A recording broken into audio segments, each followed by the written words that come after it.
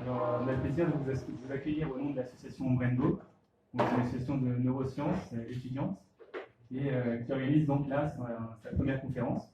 C'est aussi ma première conférence à moi. Et donc, on est une association qui s'occupons à la fois de la vie étudiante, du tutorat, etc., mais aussi de la vulgarisation scientifique, comme cet événement. Et on a également d'autres événements, donc par exemple des projets associatifs avec d'autres associations de sciences cognitives ou de neurosciences, ou par exemple peut-être des projets au Forum des sciences cognitives de Paris, notamment à l'Institut des sciences et de l'industrie, et d'autres projets de grande envergure. Alors, on sera deux intervenants pour ce café débat, donc avec Antoine Listrach, qui est donc chercheur CNRS, spécialiste de la cognition de la fourmi, et moi-même, qui suis actuellement toujours, alors je suis titulaire d'un Master 2 en neurosciences cognitives, et là je suis en M2 de neuroéthologie, donc sur la cognition animale.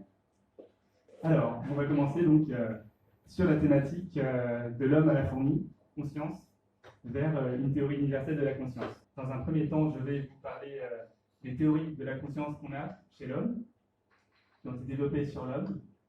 Et ensuite, Antoine vous parlera des implications et qu'est-ce qu'on peut dire sur la cognition de la fourmi qui soit relative à la conscience et est-ce que ça peut résoudre des problèmes et on pourra voir donc comment est-ce qu'on peut étendre une théorie qui a été faite sur l'homme sur l'animal. Est-ce que ça a un sens? Est-ce que ça veut dire quelque chose? Est-ce qu'avec une théorie de ce genre-là, je vais tester l'animal ou est-ce que je vais tester la théorie? Alors c'est parti. Alors on va rentrer dans le vif du sujet assez rapidement. Donc ici on a George Miller, qui est le père de la psychologie cognitive, qui, ceux qui ont fait un peu de psychologie connaissent peut-être, c'est lui qui a inventé le chiffre 7 qui correspond au nombre d'items qu'on est censé pouvoir garder en mémoire, qui s'intéresse à l'époque à la conscience, et qui va dire la phrase suivante, que le mot conscience a été utilisé jusqu'à la corde par des millions de personnes, et peut-être qu'on devrait bannir ce mot conscience parce que c'est un concept qui est trop nébuleux et qui va couvrir des concepts beaucoup plus précis qu'on peut utiliser pour parler de choses relatives à la conscience. Donc ça, c'est un point assez important, c'est que assez longtemps, la conscience était un sujet qui a été malmené et sous-considéré par la recherche parce qu'on pensait que c'est subjectif, qu'on ne peut pas avoir d'appréhension dessus. Et donc, le fait de bannir ce mot, ça a été fait, c'est-à-dire que depuis les années 1960 jusqu'aux années 90, dans aucune publication en recherche, vous n'avez vu le mot conscience. Donc c'est un peu le mot tabou. Donc si vous parlez de conscience, vous faites de la pseudoscience, vous parlez de choses qu'on ne peut pas étudier scientifiquement. Et en fait, ça a marché, c'est-à-dire que maintenant, on parle de nouveau de conscience, mais on a des termes bien précis pour parler d'aspects très, très particuliers de la conscience, sur lesquels, entre chercheurs, on est tous relativement d'accord. Alors, je vais vous proposer une nomenclature, c'est-à-dire une façon de parler de différents aspects de la définition de la conscience. Donc ici, c'est Stanislas Dehaene, qui est un psychologue cognitif très influent, notamment dans le domaine des sciences de la conscience, et qui a été aussi d'ailleurs mon directeur de labo. Et il va vous parler notamment de l'idée de conscience d'accès. Donc quand on parle de conscience d'accès, c'est être conscient de quelque chose de particulier, d'un objet, d'un stimuli, d'un percept. Et donc, l'idée, c'est que vous êtes conscient de quelque chose quand une information va être disponible et diffusée dans tout votre cerveau. On a ensuite ce qu'on appelle les états de conscience. C'est des choses vous ne le percevez pas directement, mais ça va moduler fortement la conscience d'accès. C'est-à-dire, par exemple, votre niveau d'éveil, votre niveau de vigilance. Et on a également ce qu'on appelle la métacognition. Alors, la métacognition, c'est des processus qui sont pas directement liés à la perception, mais qui travaillent sur d'autres processus. Par exemple, la confiance, la curiosité. La curiosité qui va être un mécanisme qui va vous permettre d'optimiser la façon dont vous allez apprendre. C'est sur cette thématique-là que j'ai travaillé. On a ce qu'on appelle la métamémoire. Donc vous êtes capable de savoir ce que vous savez, mais vous savez aussi ce que vous ne savez pas. On a tout ce qui est la conscience de soi, par exemple. On aurait également, par exemple, le contrôle de la réalité. Donc vous avez un mécanisme qui vous permet de faire la distinction entre votre monde intérieur, c'est-à-dire votre imagination, vos mémoires, et ce que vous percevez comme stimuli extérieur. Donc un monde interne, le monde de votre idée, de votre imagination, et ce que vous percevez à l'extérieur. il faut garder en tête que ce n'est pas une question triviale, parce qu'en fait, au final, tout se passe dans votre tête. Donc vous devez créer une barrière artificielle dans votre tête entre ce qui vient de votre imagination et ce qui vient de votre sens. Et ce n'est pas toujours le cas, notamment on a des pathologies où les patients vont être incapables de faire la distinction entre ce qui vient de leur imagination. Voilà. Et donc, ce que propose Stan, c'est une méthode pour s'intéresser à la conscience qui va être d'essayer de trouver une situation avec le contraste minimal, donc avec la plus petite différence entre un stimuli qui va devenir donc, un percept qui va devenir soit conscient, soit inconscient.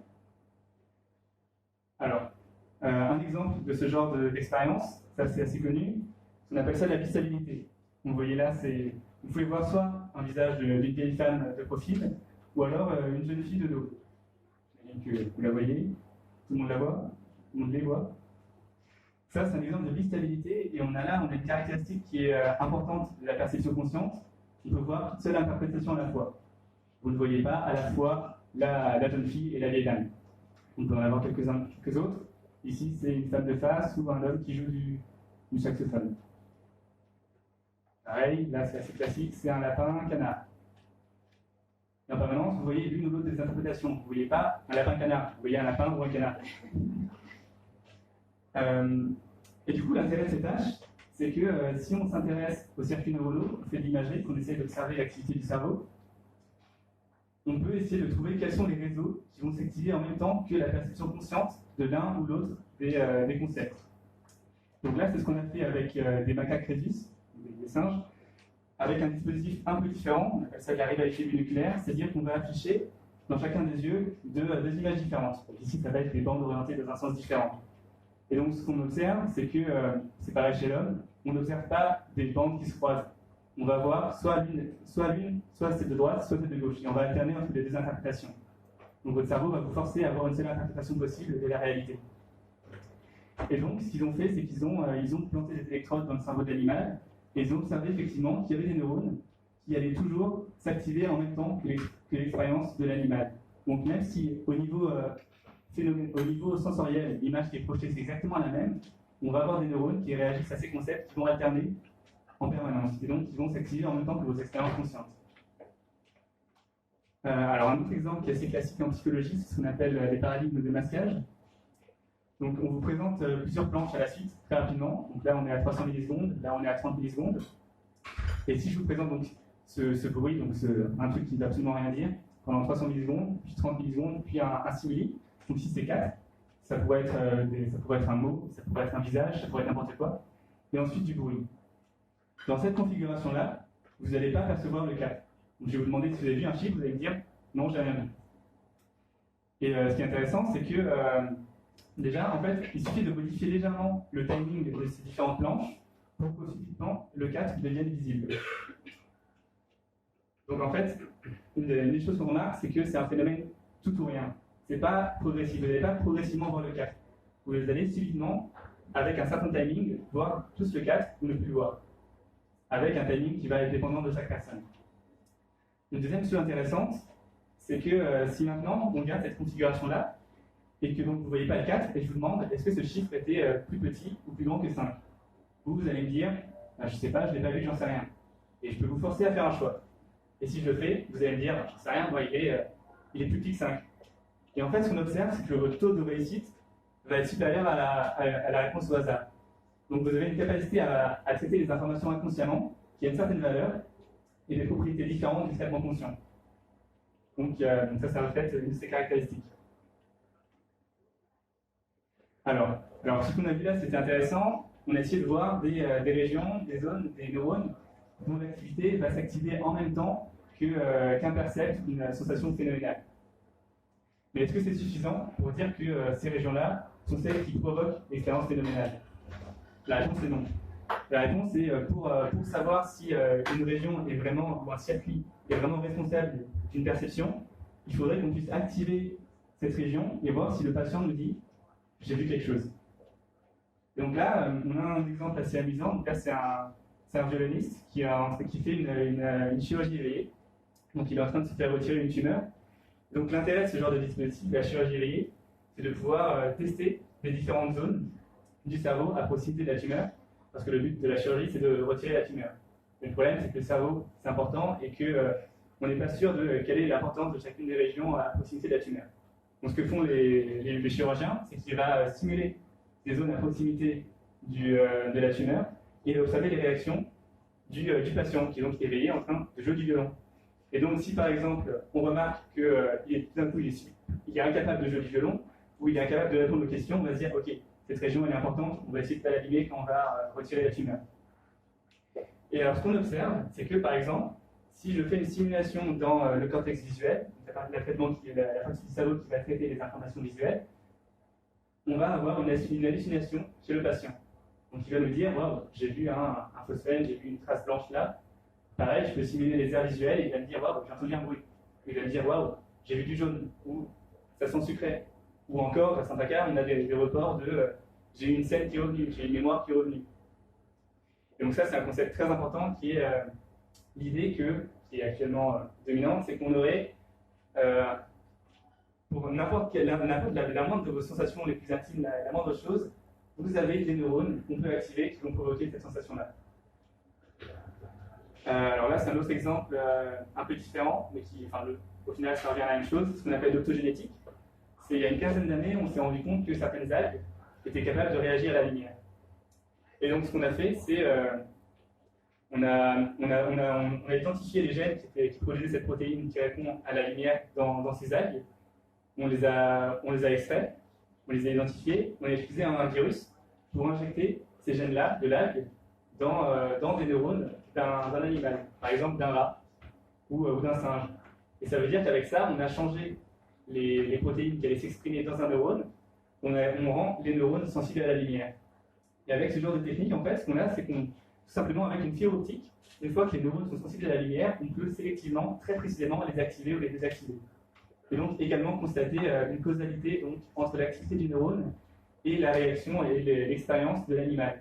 Par exemple, on a fait ça avec le singe, et en contrôlant donc, en envoyant la lumière très précisément à des neurones, on voit le singe qui hoche la tête, qui regarde en haut, qui regarde en bas, qui regarde à gauche. Et donc, on va avoir un singe qui va regarder dans toutes les directions, parce qu'on va être capable de créer un stimuli dans des endroits différents du champ visuel. Alors donc là, à ce moment-là, on a plusieurs problématiques. Donc on s'est rendu compte qu'il y a plusieurs caractéristiques de la perception consciente. Le fait que ce soit par exemple en tout ou rien, le fait qu'on ait forcément une seule interprétation qui puisse être là à la fois, et encore une différence entre la perception consciente et inconsciente qui sont chacun capables de traiter l'information de façon différente. Et donc ce qu'on cherche, c'est un modèle capable d'expliquer ces phénomènes différents. Donc là, on a le modèle de la théorie neuronale de l'espace de travail global de Stanislas Dehaene, qu'on a vu précédemment. Alors, l'idée c'est, en permanence, vous avez dans votre cerveau, dans l'ombre, des populations de neurones ultra spécialisées. Chacune de vos régions, chacun de vos neurones travaille à une tâche spécifique, en parallèle, en même temps. Donc, chaque population de neurones va à ses propres occupations.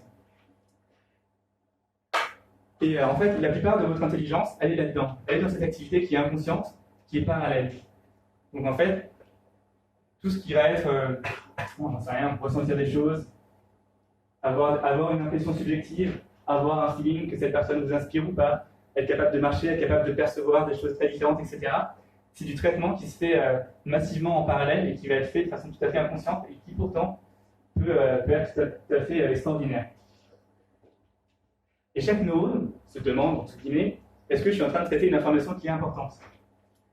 Et quand vos neurones vont dépasser un certain seuil d'activité, ils vont être capables d'exciter les neurones à proximité, qui vont même exciter d'autres neurones à proximité, et donc, par un effet boule de neige, vous allez avoir un effet qu'on appelle un emballement, qu'on appelle l'embrasement neuronal. Donc là, vous voyez sur cette première image un stimuli qui n'est pas assez fort pour entraîner cet embrasement, donc il va rien se passer. Mais si par contre l'activité est assez forte, il va pouvoir avoir par un effet de cascade, activer et synchroniser tout le cerveau. Et donc cette synchronisation, elle prend dans les 300 millisecondes, et à ce moment-là, l'information est diffusée globalement, et quand cette information est disponible dans tout le cerveau, on dit qu'elle est dans l'espace de travail global. C'est un espace virtuel. Et à ce moment-là, quand l'information est disponible dans tout le cerveau, on dit que l'information est consciente. Donc, alors, c'est un traitement qui est lent, c'est-à-dire que le temps que l'information soit communiquée à tout le cerveau, il faut au moins 300 millisecondes. C'est coûteux, mais c'est puissant. C'est puissant parce que contrairement au traitement inconscient que vous pouvez faire, vous allez pouvoir mobiliser toutes les régions de votre cerveau pour faire un traitement particulier, un traitement en série. Et quelque chose d'autre qui est intéressant et qui est amusant ici, c'est donc il vous faut au moins 300 millisecondes pour être conscient de quelque chose, et avec le temps de traitement, on peut facilement dire qu'il vous faut une demi-seconde. Vous vivez une demi-seconde en décalage avec la réalité. Vous vivez dans le passé. Alors, qu'est-ce que c'est que cet espace de travail global, cette espèce d'espace virtuel qui permet à l'information d'être véhiculée dans toutes les aires du cerveau? Alors, c'est un espace qui donc va permettre notamment d'intégrer des informations de nature différente, donc par exemple votre attention, vos jugements, votre mémoire, vos percepts, dans une espèce de mémoire à très court terme, qui va être flexible, et qui a une capacité qui est très limitée. C'est-à-dire que vous vous souvenez de l'expérience où on affiche des planches successives avec le nombre 4. Si on ne perçoit pas le nombre 4, ça pourrait être notamment parce que tout simplement, cet espace-là, il est très restreint, et qu'en affichant trop de stimuli, on va le surcharger et il va être incapable de traiter le 4, donc le stimuli qu'on a voulu cacher. Donc ça, c'est vraiment un aspect important de la conscience, c'est un goulot d'étranglement. On a une capacité attentionnelle qui est très limitée. On traite les choses un par un. Votre flux de pensée, il va un par un. Vous ne pensez pas à deux choses à la fois en même temps. Vous alternez. Et donc, la question qui se pose aussi, c'est quoi alors le substrat neuronal? Qu'est-ce qu'il y a derrière cet espace global? Est-ce qu'on a un réseau? Est-ce qu'on a un circuit? Qu'est-ce qu'on a? Donc ça, c'est encore hypothétique, mais c'est l'hypothèse qui est favorite par Stanislas Dehaene, et c'est là-dessus que j'ai travaillé l'année dernière à Barcelone. C'est ce qu'on appelle le Rich Club.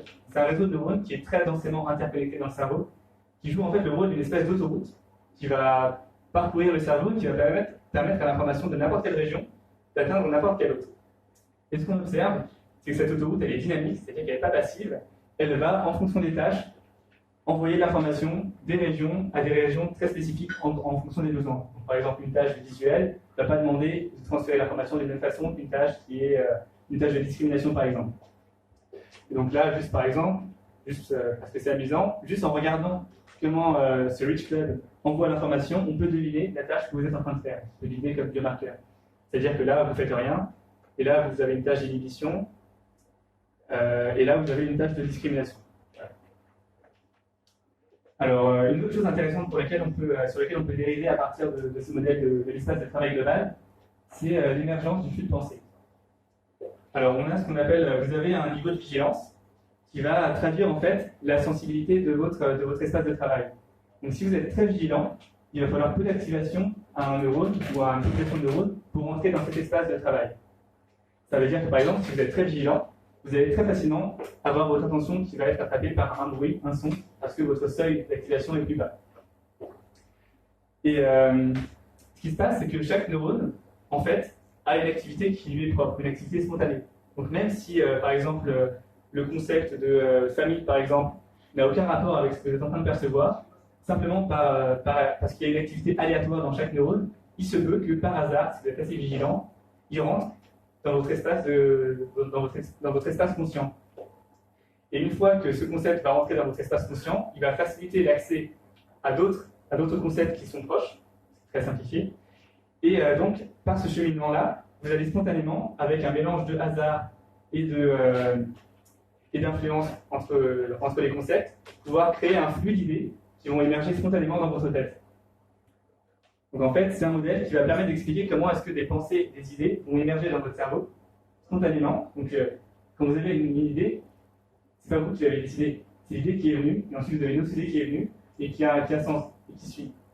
Donc on a un espèce de cheminement qu'on peut expliquer avec ce modèle-là. Donc à la fois exploratoire et à la fois qui fait sens. Alors, maintenant, tout ça c'est bien beau et on pourrait se dire, ok, mais ça sert à quoi tout ça? Est-ce que c'est juste pour de la recherche fondamentale? Est-ce qu'on peut en tirer autre chose? Est-ce que c'est juste pour faire des IA diaboliques? Alors là, j'ai demandé, quand j'étais à Paris, j'avais demandé à mon superviseur quel était le plus beau papier qu'il avait vu dans sa carrière, et il m'a raconté cette histoire-là. C'est quand on s'intéresse à la recherche sur les patients qui sont dans le coma, donc en clinique, on a un problème avec... on aimerait savoir quel est l'état de conscience de nos patients.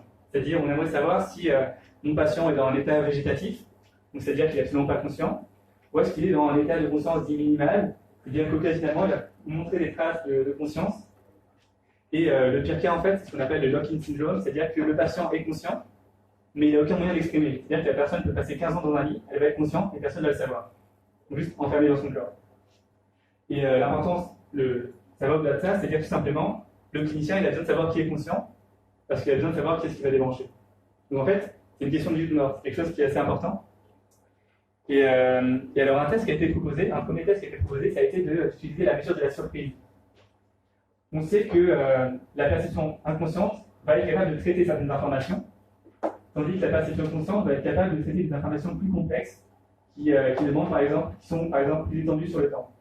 Donc par exemple, on a ce qu'on appelle le test local global, où on va faire écouter avec un casque à un patient dans le coma des sons différents, par exemple bip, bip, bip, bip.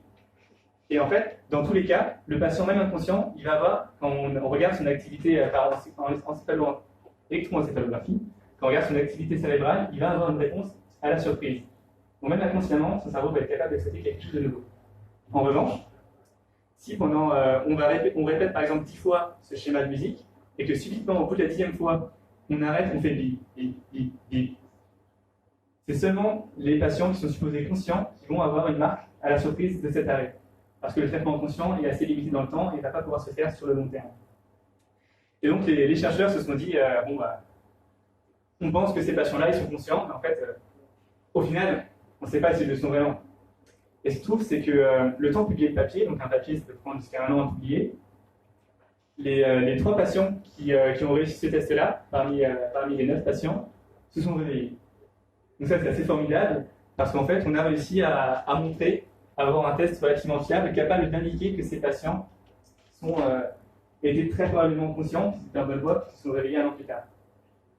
Alors, une deuxième chose qu'on peut faire, maintenant qu'on a vu qu'on peut directement aller provoquer des stimuli dans le cerveau par stimulation neuronale, c'est, surtout quand on a des patients dans le coma, potentiellement avec un cerveau qui est déjà abîmé, enfin, je veux dire, qui sont peut-être pas capables d'entendre, par exemple, par l'ouïe, on va provoquer directement une stimulation et on va regarder si on a un embrasement neuronal, c'est-à-dire est-ce que l'information va être capable de se propager dans tout le cerveau, comme on l'a quand on fait une perception consciente, ou est-ce que le signal va juste s'éteindre. Et avec ça, en fait, on a un taux de détection de la conscience qui est de 100%, même dans les patients qui sont en lock-in syndrome. C'est-à-dire qu'ils sont incapables d'exprimer quoi que ce soit, mais qui sont conscients. On peut aussi s'intéresser au flux d'informations, c'est-à-dire regarder, une fois qu'on sait que traiter une information consciente, c'est être capable de traiter l'information, envoyer une même information à des aires très distantes, on mesure simplement les flux d'informations au sein du cerveau. Et en faisant ça, en fait, les chercheurs qui ont conduit cette expérience avaient, dans un tiers des cas, ils allaient être en désaccord avec le diagnostic classique du clinicien. Donc, le clinicien, il a ses propres méthodes pour évaluer si une personne est consciente ou pas. Et donc, dans un tiers des cas, il y a eu un désaccord. Et dans ce un tiers, dans 50% des cas, le patient s'est réveillé. Donc en fait, c'est important, parce qu'en fait, si ces chercheurs n'avaient pas conduit cette expérience là-dedans, ce tiers de patients dont la moitié s'est réveillé aurait pu être débranché. Voilà. Et donc maintenant, pour terminer, je vais vous parler de... Alors, la recherche de la conscience, c'est très hétérogène, il y a beaucoup de choses très différentes. Et donc, juste pour la question pour commencer à faire le lien entre la conscience et l'animal, on a Jonathan Birch, qui est un philosophe à Londres, qui s'intéresse à la conscience chez l'abeille, qui m'a très généreusement prêté un de ses manuscrits qui n'est pas encore publié, je ne vais pas trop aller dans les détails, où il présente plusieurs dimensions de la conscience, et qui va dire qu'en fait, si on veut s'intéresser notamment aux patients dans le coma, la conscience, ce n'est pas monodimensionnel, et il faut regarder la conscience sur plusieurs aspects différents. Et donc, il parle notamment de la notion de grain, c'est-à-dire quelle est la richesse de votre expérience sensorielle, par exemple, quelle est la résolution que vous percevez, qui n'est pas celle que vous pouvez traiter, parce que c'est des mécanismes différents. Le flux, c'est-à-dire le flux temporel, c'est-à-dire que la perception du temps, c'est intéressant parce que vous n'avez pas de récepteur au temps. Vous n'avez rien pour mesurer directement le temps, contrairement au sens, contrairement à la vue, contrairement à la vision.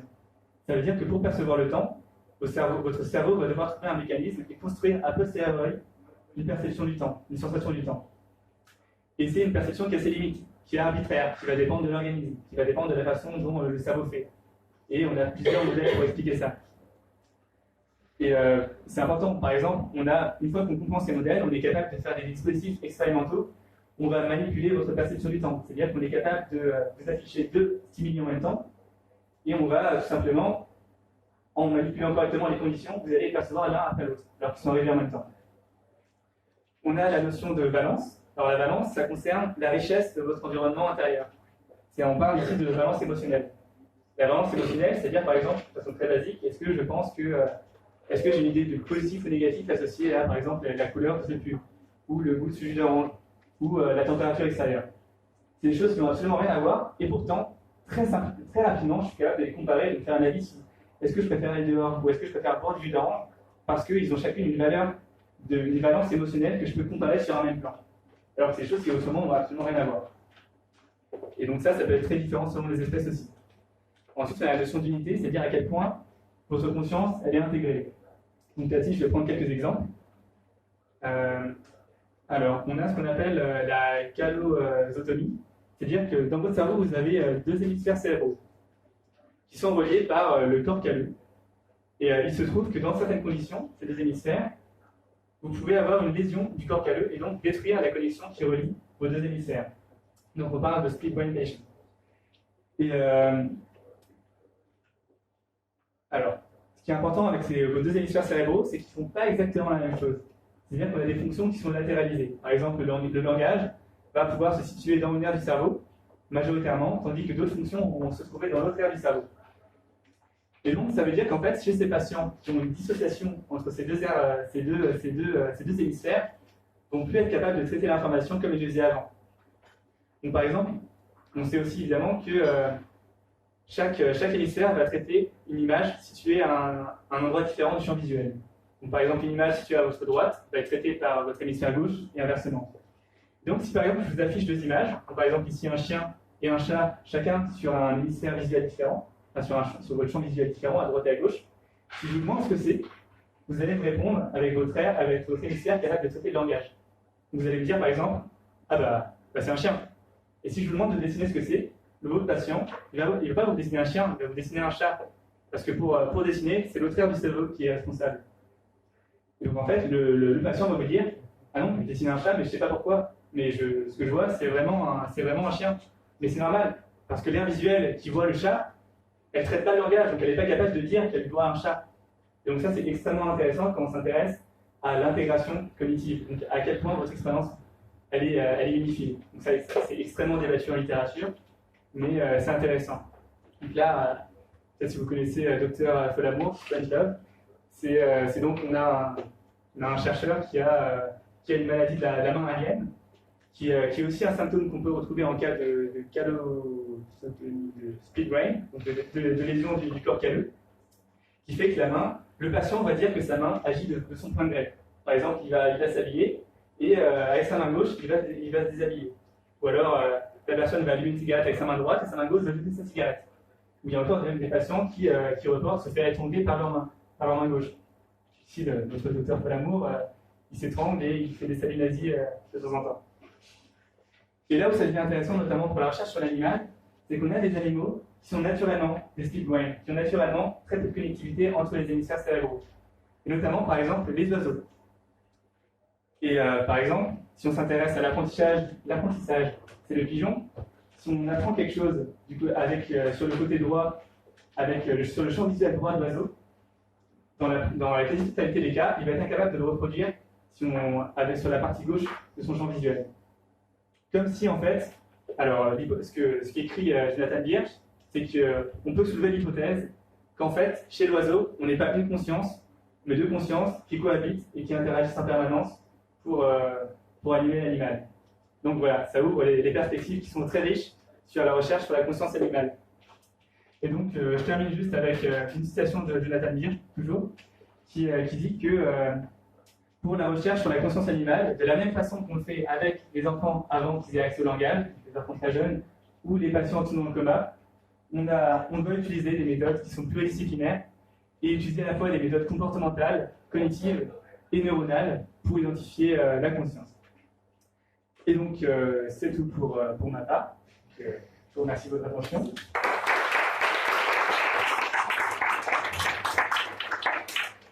Et donc, on va... soit je vous laisse une question maintenant. Ouais. Je vais vous laisser une des questions et ensuite on va enchaîner avec notre deuxième intervenant qui va aller plus dans le dur chez la fourmi. N'hésitez pas si vous avez des questions. Ouais. chez la poule, et pas que la poule, mais dans l'œil, il y a deux fovées. Il y a deux endroits où justement il je trouve que ça rejoint aussi cette idée-là que c'est vrai qu'ils aient deux consciences individuelles en même temps qui fonctionnent en alterné comme nous, et ils peuvent avoir deux temps en même temps. Oui, c'est ça. C'est pareil chez le pigeon, c'est aussi une histoire de fovea. C'est pas le cas c'est pas le cas partout dans le champ visuel, mais notamment chez la poule, par exemple, elle va chasser avec un œil et elle va regarder s'il y a des prédateurs avec l'autre œil. On a fonctionnellement aussi des différences de comportement à ce niveau-là. Mais après, c'est très débattu dans la littérature. Il n'y a pas de consensus. On n'est pas certain que ce soit vraiment deux consciences différentes. Ouais. J'ai une question, mais c'est plus savoir ce que ça va aller. J'avais vu passer un papier il y a 2 ans où, sur l'histoire des corrélats neuronaux de la conscience, là, il y a une équipe qui essaie de voir si, en mesurant le signal chez un patient, du coup, dans le coma, et en comprimant le signal comme on comprime genre, une image, si on comprime un paysage, c'est plus dur que de comprimer genre, une image monochrome.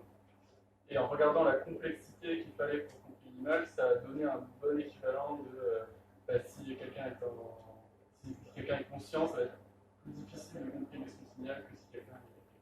Je ne sais pas si vous en avez parlé et si ça s'est développé. Alors ça en soi, ça ne me dit rien, mais je sais qu'il y a des mesures de théorie de l'information, de complexité, qu'on utilise qui sont utilisées par certains chercheurs pour quantifier la conscience. On parle de mesures de phi, je ne sais pas si c'est ça. C'est ça, donc c'est une théorie de Tonelli et de Christopher Corr. Donc c'est une théorie qui, en fait, c'est la principale théorie concurrente d'ailleurs à celle-là, à la théorie de l'espace du travail global, et selon laquelle, en fait, je ne sais pas si on peut entrer dans les détails là-dessus, c'est une idée qui est un peu, on va utiliser la théorie de l'information, on part avec des axiomes sur qu'est-ce que c'est qu'un qualia. Donc la qualia, c'est l'unité fondamentale de la perception, une couleur par exemple, et on va construire, donc ensuite, on va être capable mathématiquement de calculer la complexité de n'importe quel système et leur attribuer une valeur phi qui va être un marqueur du niveau de conscience du système. Et une des caractéristiques de cette théorie, c'est qu'ensuite on va pouvoir attribuer un niveau de conscience même très faible à peu près n'importe quel système. N'importe lequel, ça va être par exemple un électron, une molécule, une cellule. Donc avec cette approche-là, on peut attribuer un peu de conscience à strictement tout, et en fait la conscience va émerger. Elle va pas, en fait, elle est toujours là, mais elle va juste être là plus forte. Bon, je suis très mauvais pour défendre cette théorie, mais voilà, en tout cas, moi je suis pas en faveur de cette théorie-là. Moi, je n'en connais pas plus, du coup, je me demandais comment que ça arrive. Il y a un article récent qui s'appelle Kittens, les co-auteurs, qui indique que les plantes ne sont pas conscientes. Donc, une question générale un petit peu, où c'est qu'on peut mettre des limites. Je trouvais que vous raisonnez beaucoup. C'était super intéressant. C'est très binaire, je trouve, parfois le vocabulaire, un peu comme il y a la conscience ou il n'y a pas la conscience. Mais est-ce qu'on peut dire que les plantes ne sont pas conscientes? Et puis plus généralement, est-ce que parmi les conscients, on peut définir des degrés de conscience? Alors, pour la question des plantes,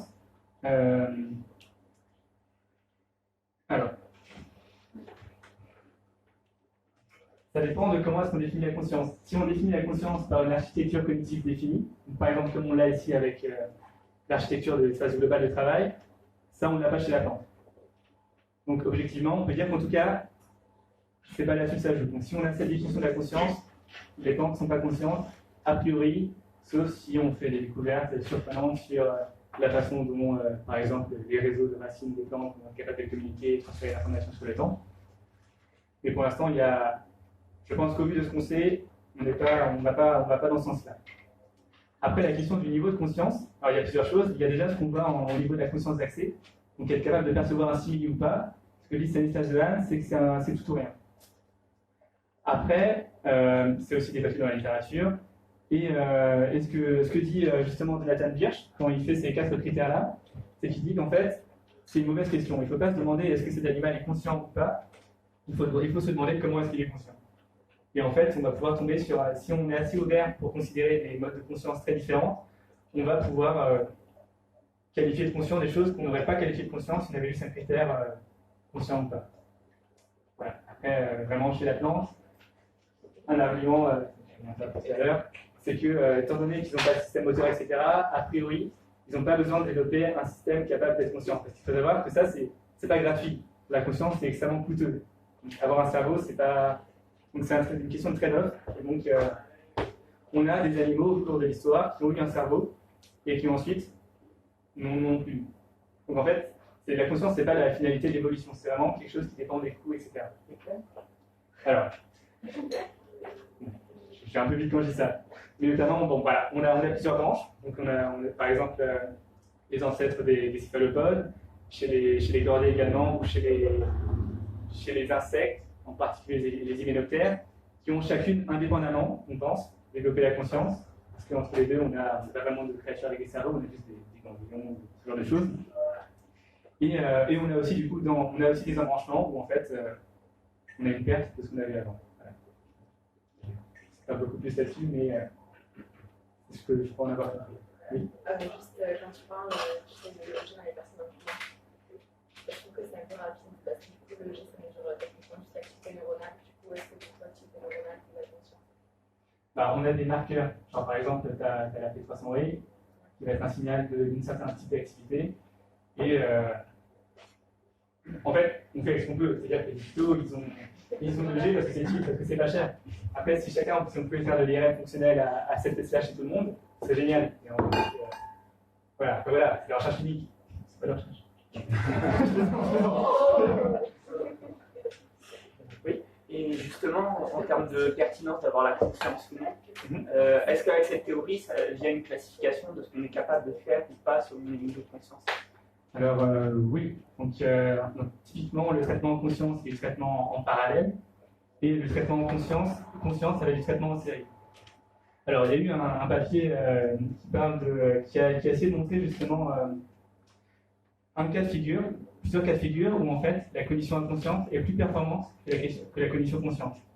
Donc, je n'ai pas la série ici, mais par exemple, pour des tâches où on a énormément d'items différents à comparer, par exemple, si vous devez choisir entre 4 voitures avec chacune 12 attributs chacun, si je vous laisse 4 minutes réfléchir à laquelle est la meilleure des voitures, vous allez avoir une performance qui est plus basse que si je vous présente juste les 4 voitures avec tous les attributs et qu'ensuite je vous listerai avec une autre tâche, par exemple compter à l'envers. Et donc ça, c'était vraiment en faveur de... Il y a des cas dans lesquels la cognition inconsciente est plus performante que la cognition consciente. C'est très discuté, donc celle-là, en vrai, moi, je ne pas plus trop à cette expérience-là. Mais après... Mais outre cette histoire de performance, est-ce que n'importe quelle... Enfin, d'après ce modèle, est-ce que n'importe quelle tâche, pour n'importe quelle tâche, on pourrait faire de la prise de décision en conscient ou en inconscient? Alors, quand vous faites de la prise de décision consciente, vous avez forcément la prise de décision inconsciente qui va avec. C'est un peu comme la prise de décision. Enfin, il n'y a rien qui est complètement conscient. En fait, ce qui est conscient, c'est sous-jacent à quelque chose d'autre. Donc en fait, même là, quand on va mesurer la performance, quand vous faites quelque chose de purement inconscient, vous n'exploitez même pas pleinement le potentiel de la cognition inconsciente. Parce que même la cognition inconsciente peut bénéficier d'avoir plus de temps pour accumuler l'information, etc. Voilà, vas-y. Ok, je pense que... Ouais. Dans cette citation, vous voyez, vous avez dit le terme sentience est utilisé. Vous l'avez pas utilisé. Est-ce qu'il vous ferait une différence entre conscience et sentience? Alors, je n'ai pas utilisé parce que j'aime pas trop le terme sentience. Quand on parle de sentience en général, c'est justement pour distinguer la conscience de la sentience. Donc la sentience, ce serait la capacité à avoir justement une expérience phénoménale qui est riche, qu'on pourrait attribuer aux animaux. Comme ça, on ne dérange pas trop les gens qui veulent juste parler de conscience et l'homme. Mais pour moi, c'est pas très pertinent et je ne pense pas que ça reflète quelque chose qui soit constructif. Pour vous, c'est la même chose? Pour moi, pour l'instant, on n'a pas de raison valable de distinguer les deux. Pour l'instant. Il y a un youtubeur qui s'appelle Mister qui a sorti une série sur la conscience, justement, en philo, dans les sciences humaines, etc. Il parle beaucoup des qualia, et tu as évoqué le terme tout à l'heure. Qu'est-ce que tu en penses en fait? Et quoi, pardon? Les qualia. Est-ce que c'est pertinent? Est-ce qu'il y a des mises à jour intéressantes? Est-ce qu'il y a de la nouveauté? Alors, dans cette théorie-là, on ne parle pas de qualia. Et en fait, j'en sais rien. C'est-à-dire que d'une année à l'autre, des rencontres à l'autre, je vais me dire ah ouais. Puis sinon, je vais me dire mais non, bah non. Et puis, non, vraiment, genre, une question ouverte. Et je pense que simplement, on n'a pas le niveau de connaissance qu'il faut, on n'a pas encore le paradigme épistémique et la façon de penser qui va avec pour traiter vraiment pour avoir une solution satisfaisante à cette question-là. Voilà, je pense que maintenant on va passer à Antoine Strache, chercheur CNRS qui travaille sur la cognition des fourmis. Alors, merci à tous d'être venus. Alors, je dois quand même préciser un truc. Et t'as pas précisé, c'est que jusqu'à ce matin, en fait, je pensais que je ne parlais pas ce soir. Ça a amené deux choses. Et au final, je pense que c'est pas une mauvaise chose, parce que du coup, j'ai pas pu préparer une présentation dédiée à ce qui est la conscience chez les insectes en faisant une sorte de review de ce qui se dit dans la littérature. Et j'étais contraint au final de présenter ce que moi je sais des insectes, mon point de vue, qui n'a rien à voir avec chercher la conscience chez les insectes, mais qui a à voir avec essayer de trouver ce qui se passe dans leur tête quand même. Il y a quand même un lien. Et du coup, à partir de ma recherche, on va pouvoir essayer de voir en quoi ça colle avec ce qu'on vient d'apprendre sur la conscience, par exemple. Et souvent, je rebondissais sur ce que tu disais, dans ma tête seulement, sans vraiment oser le dire, mais je pense que ça résonne. Il y a plein d'endroits où on voit des connexions entre ce que tu as dit et ce que je vais montrer là. Donc voilà, c'est un peu le challenge, donc n'hésitez pas à m'interrompre si vous voyez bien, si vous ne comprenez pas certaines choses, parce que du coup, ça va être un peu hardcore research. Mais vraiment, j'aime bien être interrompu, donc n'hésitez surtout pas. Donc avant de commencer, j'aimerais quand même savoir, non juste par curiosité, combien il y en a qui pensent qu'une fourmi, comme celle-là, on voit une photo par électron microscopie, combien pensent qu'une fourmi est consciente, juste pour avoir une idée? Donc on est quand même moins de 50%. Ouais. Ah si, peut-être 50%. Alors toi, tu as dit tout à l'heure, les hyménoptères, on pensait qu'ils étaient conscients. Là, on est à moins de 50% sur les gens. Et du coup, on peut se demander, maintenant, pour ceux qui ont répondu oui, qu'est-ce qui vous amène à penser oui? Et ceux qui ont du coup, vous n'avez pas répondu oui, je parle du principe qu'ils écoutent et qu'ils ont répondu non dans leur tête. Qu'est-ce qui vous amène à penser non? Là, qu'est-ce qui nous permet de savoir si quelque chose comme une fourmi est consciente ou pas? Et c'est une chose qui se rapproche aussi de ta question, je pense, sur les qualia. Peut-être un truc qui est bien de séparer, c'est que dans le mot conscience, il y a deux types de problèmes. Il y a ce qu'ils appellent le hard problem, et après il y a tous les autres qui sont plus ou moins résolvables, que moi j'aime bien appeler les corrélats neuronaux de la conscience, qui sont principalement chez l'homme. Parce que, au final, comment on peut savoir si quelque chose est conscient? Comment je peux savoir si vous êtes conscient? J'ai rien qui me prouve que vous êtes conscient. La seule chose que je sais, c'est que moi je suis conscient. On pense aux paroles, moi je suis conscient. Vu que vous êtes à peu près pareil que moi, j'en déduis par parcimonie que vous vous comportez pareil, votre cerveau est à peu près le même, donc vous devez être conscient aussi. C'est la seule chose qui me permet de dire que vous êtes conscient vraiment. Alors après, si on parle de ce principe, maintenant que tous les humains sont conscients, puisqu'on se ressemble et on sait que nous-mêmes sommes conscients, on peut regarder quels sont les corrélats neuronaux dans leur cerveau qui vont corréler avec le moment où il dit oui, j'ai une expression, un phénomène subjectif qui est arrivé. Mais quand il s'agit alors d'une souris avec le cerveau un peu pareil, le comportement un peu pareil, ok, on va peut-être pouvoir dire on a la parcimonie, ça peut coller. Elle a des émotions, elle doit ressentir quelque chose comme nous, elle doit voir les choses un peu comme nous. Quand il s'agit d'un insecte, le cerveau commence à être vraiment différent. Mais il y a quand même énormément de points communs. Le comportement est vraiment différent, mais il y a quand même énormément de points communs. Alors, allez dire s'il est conscient ou pas du point de vue hard problem, c'est-à-dire s'il ressent une subjectivité, c'est pas ce soir qu'on va résoudre ça, et je pense que la science ne peut même pas résoudre ce problème, et c'est ça le problème du qualia. Qu'est-ce qui fait qu'un qualia émerge? Qu'est-ce qui fait qu'un truc physique, qui est les neurones, tu vois, de la matière physique, comment ça se fait qu'à un moment ça passe à quelque chose de subjectif, quelque chose qui se passe au sein d'une expérience phénoménale? Pourquoi on passe de l'un à l'autre? On n'a aucune idée. Est-ce que c'est dans la matière? Est-ce que c'est du quantique? Est-ce que c'est un phénomène global qui fait que tous les réseaux de neurones ensemble sont tellement puissants que ça fait émerger quelque chose dont on n'a aucune idée? Enfin bref, ça c'est une réponse impossible. Par contre, il y a tous les corrélats neuronaux de la conscience qu'on peut arriver en tirant le fil à partir de notre perception personnelle, humaine. On peut essayer de voir, ah, ça marche comme ça dans notre cerveau, donc on peut essayer de descendre et voir si les animaux sont un peu pareils. C'est ça qu'on peut essayer de faire ce soir. Ça, c'est une slide avec laquelle je démarre souvent, parce que quand il s'agit d'intelligence animale ou de comportement animal, on peut diviser de façon extrême deux grands types d'approches. Et une des approches, c'est celle en fait où la question part de l'introspection humaine. Est-ce que les animaux peuvent compter? Est-ce qu'ils ont une notion de langage? Ou d'autres exemples ici. Est-ce qu'ils ont une personnalité? Le concept, est-ce qu'ils ont une mémoire? Au final, d'où viennent ces questions? Ils viennent de moi, je réfléchis et je sais compter. Est-ce que l'animal sait compter? J'ai bien une mémoire. Quand je me regarde moi-même, j'ai une mémoire. Est-ce que l'animal a une mémoire? C'est des questions qui partent de l'introspection humaine. Et au final, quand on y pense, est-ce que les animaux ont une conscience? C'est la question la plus qui part de l'introspection humaine, parce qu'il n'y a rien d'autre qui définit la conscience que l'introspection humaine. Donc c'est celle qui est le plus loin possible dans ce type d'approche, si vous voulez. Et l'autre type d'approche, c'est celle que je fais. Donc je suis vraiment à l'opposé. L'autre type d'approche, c'est d'essayer d'avoir une question qui part de qu'est-ce que fait l'animal dans son milieu naturel, c'est pourquoi il a évolué. Mais après, en regardant ce qu'il fait dans son milieu naturel, on peut essayer de comprendre, essayer de chercher ce qui se passe dans la tête, ça peut nous donner des réponses, c'est ce que je vais vous montrer Et donc l'idée, c'est qu'on a la conscience tout là-haut de l'introspection humaine. Maintenant, je vous montre un peu ce qui se passe au niveau comportement d'une fourmi, tirée de notions dans son milieu naturel, et on va voir si on peut faire une corde entre les deux concepts. Et je pense que oui. Du coup, voilà où a démarré pas mal d'expériences sur les fourmis dans le désert. Peut-être que certains d'entre vous ont déjà vu ces slides, rien de nouveau. Alors ça, il y a eu beaucoup d'études depuis maintenant une centaine d'années sur ce genre de fourmis. Alors là, toutes les fourmis dont je vais vous parler ce soir, c'est des fourmis qui n'utilisent pas de pistes chimiques pour indiquer la source de nourriture au congénère. C'est des fourmis qui sortent en solo. Bon, elles ont un nid, elles partagent un nid avec leur sœur, mais elles sortent en solo chercher la nourriture et elles se fient sur leur information personnelle.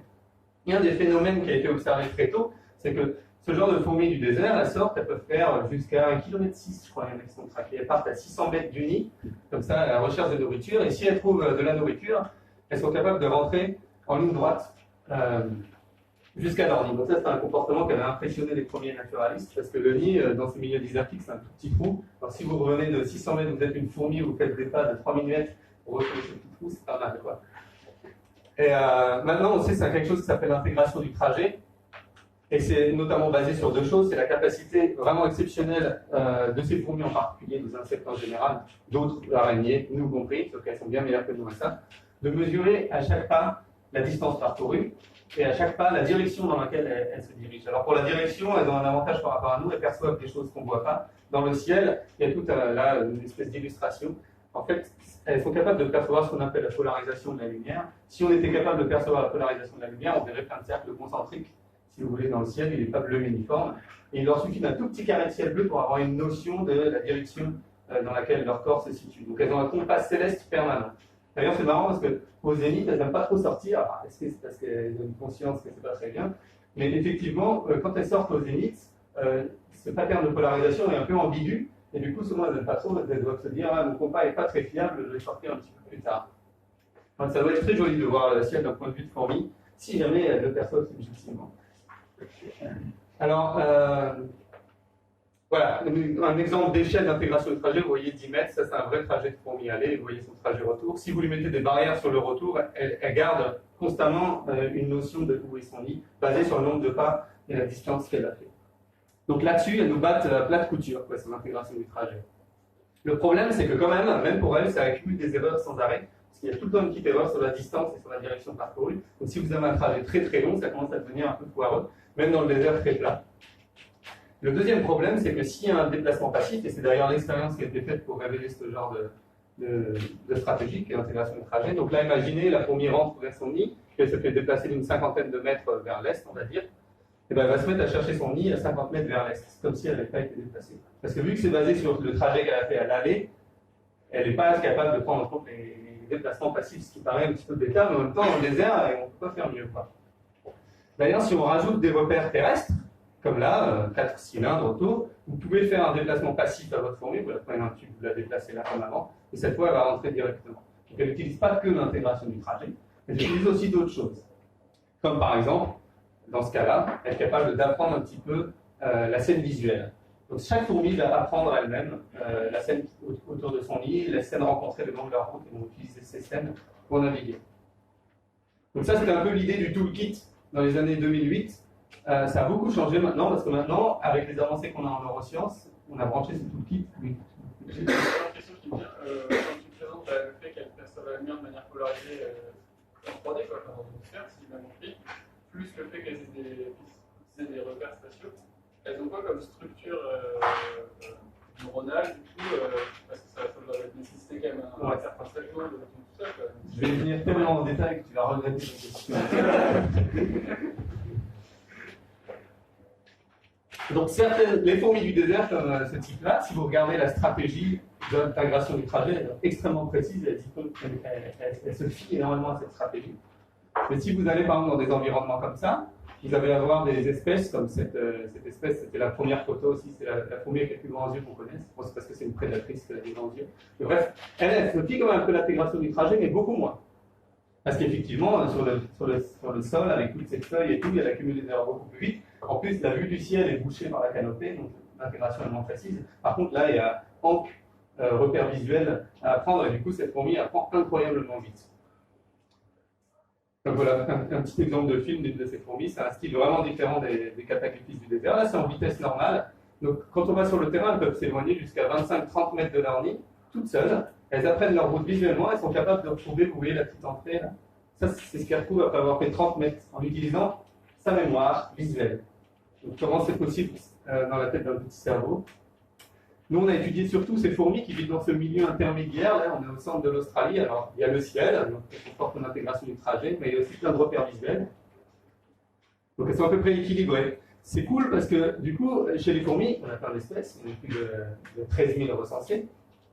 Et il y a des espèces éloignées sur le plan de l'évolution, mais qui vivent dans des environnements très similaires. Et vous avez l'inverse, des espèces sœurs qui finalement se retrouvent dans des environnements très différents. Donc vous pouvez chercher à comprendre un petit peu comment l'évolution va jouer sur ces stratégies de navigation. Du coup, comment elle va jouer sur le cerveau, à quel point le cerveau va être capable de répondre à l'évolution. Et on va voir que c'est assez intéressant. Mais en gros, l'idée, c'est que plus vous êtes dans le désert, plus vous faites confiance à l'intégration du trajet, plus vous êtes dans un endroit avec des repères visuels riches et peu de ciel, vous faites confiance aux repères visuels. L'intégration du trajet, c'est ce qu'on appelle aussi la navigation à l'estime, quand on crée une sorte de vecteur. Dead reckoning, ouais, c'est ça. Ouais, comme un angiville dans tous les sens, sinon c'est pas une voiture qui parle là. Exactement. Ok. Ouais. C'est exactement ça. Comme les oiseaux. Tu as intégré tout ton trajet, tu peux déduire un lien en droit. Il faut savoir comment on sait que c'est par là. Bah, on sait à peu près comment. C'est que tu as une notion des distances et des directions de ton trajet aller, quoi. Et tu as intégré tout ça dans un vecteur de différence. Après, on ne sait pas exactement comment. C'est pas un raisonnement réfléchi qui va Voilà. savoir le truc. D'accord. Ok. Alors, donc voilà, maintenant la question, comment ça se passe dans leur cerveau? Alors juste ça, ah voilà, c'est pas beau comme slide. Mais bref, l'idée, c'est que vous êtes tous familiers, j'imagine, avec ces images d'IRM. Vous voyez un crâne humain là, donc du coup on arrive à cette zone, une zone cérébrale, on voit son activation ici. Là c'est la même zone cérébrale, on prend un pixel. Donc les pixels, généralement, des bons IRM, maintenant ils font 1 millimètre sur 1 millimètre sur 1 millimètre, c'est des voxels en 3D. 1 millimètre sur 1 millimètre, 1 millimètre cube. Et donc ça c'est pour les bons IRM. Et le truc c'est que dans 1 millimètre cube, on peut mettre 4 cerveaux de fourmis entiers. Et dans chaque cerveau de fourmi, vous pouvez aller jusqu'à 1 million de neurones. Et chaque neurone peut faire jusqu'à 100 000 connexions. Et les connexions, en plus, en temps réel, n'arrêtent pas de se rebrancher, de se débrancher à une vitesse assez impressionnante. Donc ça, c'est juste pour donner l'échelle de quand on fait des IRM, ce qui est très utile aussi pour avancer notre compréhension. On n'est quand même pas du tout dans l'ordre de grandeur des neurones et des synapses, parce que même dans notre cerveau, c'est le même ordre de grandeur que les insectes, les neurones et les synapses et les cellules. Donc vous voyez, on est très loin de comprendre le niveau du circuit, vraiment quand il s'agit de l'humain, quoi. Et ça, c'est l'avantage des insectes. On est au niveau du circuit, il y a des outils qui permettent de regarder le circuit en live. Du coup, on va pouvoir voir des choses, ce qui est un rich club ou des choses comme ça, par exemple. Donc, là, c'est un exemple de vidéo. Donc, il y a une vingtaine d'aires cérébrales chez l'insecte, ça dépend comment la catégorise. Ça, c'est les neurones qui sortent d'une des aires cérébrales. Vous avez un neurone de chaque côté du cerveau. Vous voyez la forme des neurones, chaque fois, c'est un neurone, là, vous voyez.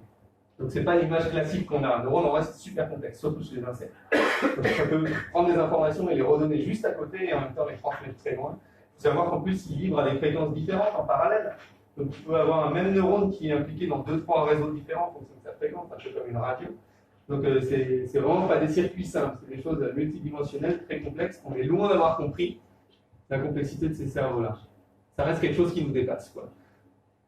Ce qui est cool, c'est que voilà, il y a le connectome, ce que j'expliquais. Maintenant, il y a deux individus mouches, deux individus larves de mouches, et il y a pas mal de vers C. elegans pour ceux qui savent. Le connectome, c'est quoi? C'est un tableau Excel monstrueux avec tous les neurones, et vous avez rempli les poids de connexion entre chaque neurone. Donc là où il y a des zéros, c'est les neurones qui ne se touchent pas. Puis, voilà. Donc c'est ça un connectome.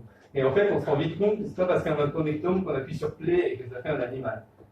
Ça ne nous donne rien pour comprendre. C'est justement un bon outil pour répondre à certaines questions quand on a les bonnes questions. Et en soi, le connectome ne donne rien. D'ailleurs, le connectome du ver C. elegans, on l'a depuis les années 80. Un ver C. elegans, ça a 202 neurones, 203 pour les femelles, et c'est vrai en plus.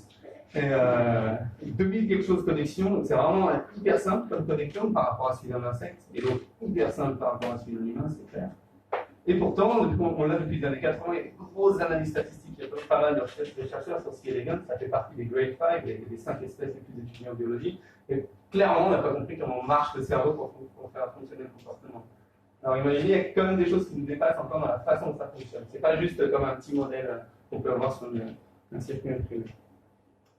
Alors, pourquoi je parle direct de ça? Ok. L'intégration du trajet, alors ça c'est un modèle qui a été publié, qui était super, c'est un des exemples, un des rares exemples, moi j'y croyais pas que ça pourrait arriver comme ça. C'est qu'en partant du connectome, on a vu sur une des structures, une des 20 structures dans le cerveau de l'insecte, qui est d'ailleurs conservée même chez les autres arthropodes, un crabe va avoir un complexe central aussi. Sur ces structures, en fait, si vous regardez les différentes structures, comment elles sont connectées, vous voyez que ça fait des anneaux fonctionnels. Chez la mouche, c'est carrément un vrai anneau, mais chez d'autres insectes, c'est en ligne, mais en fait, comment elles sont connectées, ça forme des anneaux. D'accord? Chaque neurone, par exemple, est connecté avec le suivant. Il y a pas mal de gens, du coup, qui ont vu, c'est la même connectivité que quelque chose qu'on a inventé en machine learning et des choses comme ça, qui s'appelle un ring attractor.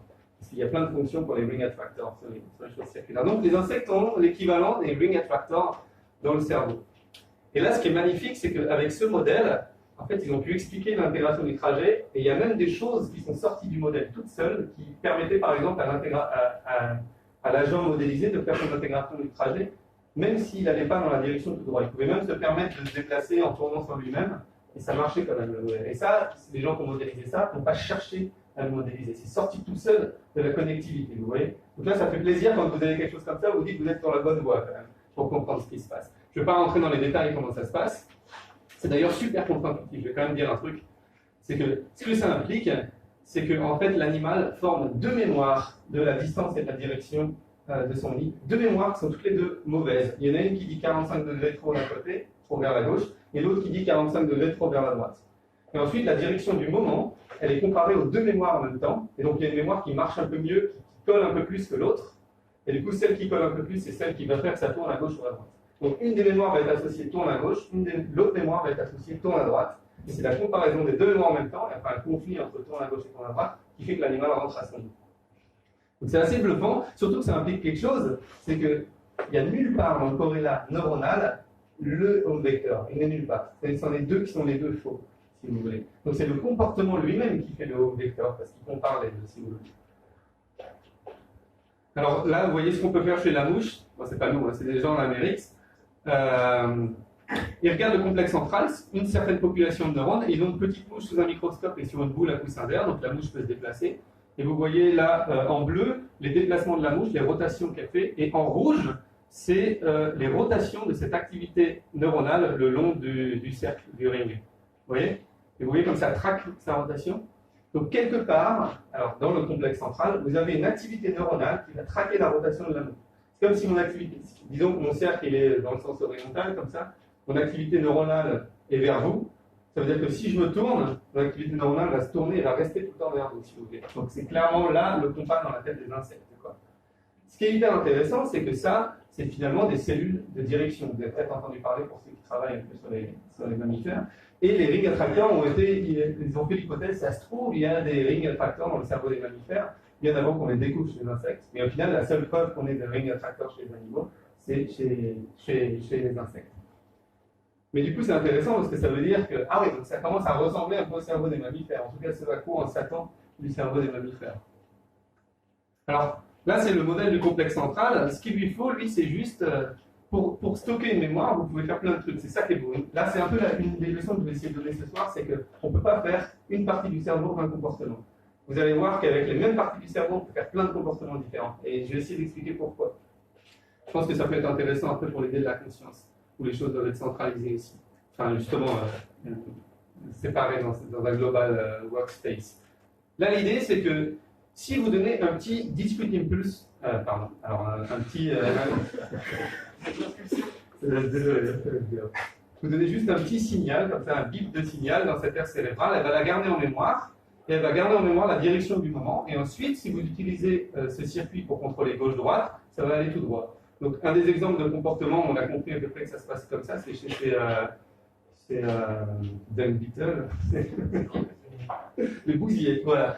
Les bousiers qui, eux, ils vont récupérer leurs boules sur les énormes piles de caca d'éléphant, et leur truc, c'est de se barrer le plus vite possible parce qu'il y a d'autres bousiers qui viennent leur prendre leurs boules. Et du coup, ils doivent aller dans n'importe quelle direction du monde, c'est en ligne droite pour parvenir là où il y a tous les compétiteurs. Donc, ça pourrait marcher n'importe quel. À un moment, vous donnez un petit bit d'activité, et ensuite le complexe central va utiliser plein de repères. Donc, ça peut être des repères célestes, des repères visuels. Il y a vraiment une énorme convergence de modalités pour maintenir une ligne droite. Et ensuite, vous avez votre intercept qui part en ligne droite. Maintenant, si au lieu d'un signal juste à un moment donné, vous mettez un signal continu basé sur quelque chose qui mesure votre vitesse. Par exemple, ça peut être le flux optique dans les yeux, comme chez les abeilles, ça peut être quelque chose basé sur le nombre de pas chez les fourmis. Et du coup, au lieu de, c'est exactement le même modèle, mais au lieu d'avoir juste un blip, vous mettez continuellement, vous chargez en fait ces neurones-là, ces cercles, là tout ça c'est des cercles, vous chargez ces cercles continuellement avec votre vitesse. Et ensuite, vous utilisez ça pour diriger et ça va faire l'intégration du trajet. Vous avez un trajet aller, vous avez chargé, ensuite vous utilisez les neurones chargés pour vous diriger, ça vous ramène au nid. Et vous voyez, ce modèle hyper simple marche même si c'est beaucoup de bruit. Même si vous avez cassé 3 pattes, vous allez quand même rentrer à votre nid. Avec ça, on n'a pas besoin. Alors, un petit peu plus de détails maintenant qu'on a vu l'intégration du trajet, on va voir sur l'utilisation des scènes visuelles qui peut peut-être faire un peu plus de lien avec notre intuition de tous les jours. Si vous regardez ces fourmis, vous allez voir qu'elles suivent des routes. Chaque fourmi suit sa propre route qu'elle a apprise.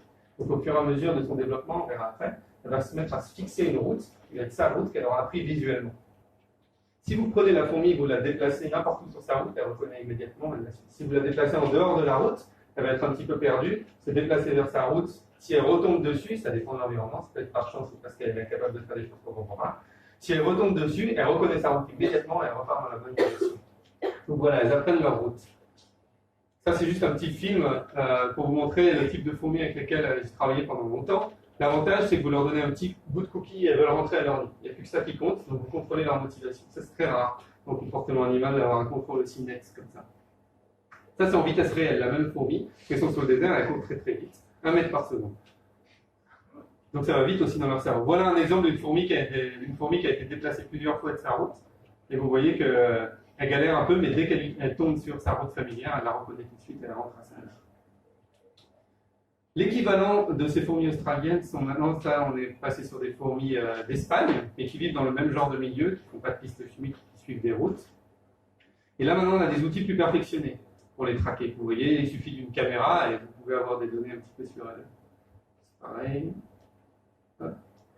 Alors ça, oui, c'est important de montrer. Donc on peut traquer les fourmis de façon assez précise. On peut reconstruire maintenant, il y a des outils comme les scans LIDAR pour reconstruire l'environnement en 3D. Okay, donc on peut reconstruire les environnements avec 3-4 heures. De là, on a fait les expériences. Du coup, on peut obtenir les points de vue un peu partout dans le monde. Et vu qu'on sait où a été la fourmi, et vu que les yeux de la fourmi sont à peu près fixes sur sa tête, on peut déduire où étaient les yeux dans le monde. Et du coup, on peut faire un modèle un petit peu de sa perception visuelle durant la route. Donc voilà un exemple d'une des routes de fourmis à Séville. Alors il faut savoir qu'il suffit à la fourmi de faire la route une fois et après elle s'en souvient toute sa vie. Et c'est ça qui arrive à son œil, ce genre d'information qui arrive jusqu'à son œil. Donc là aussi on a une forme d'intelligence. Est-ce qu'elle le perçoit subjectivement? Est-ce qu'il y a besoin ou pas? Pour l'instant, pas répondre à la question.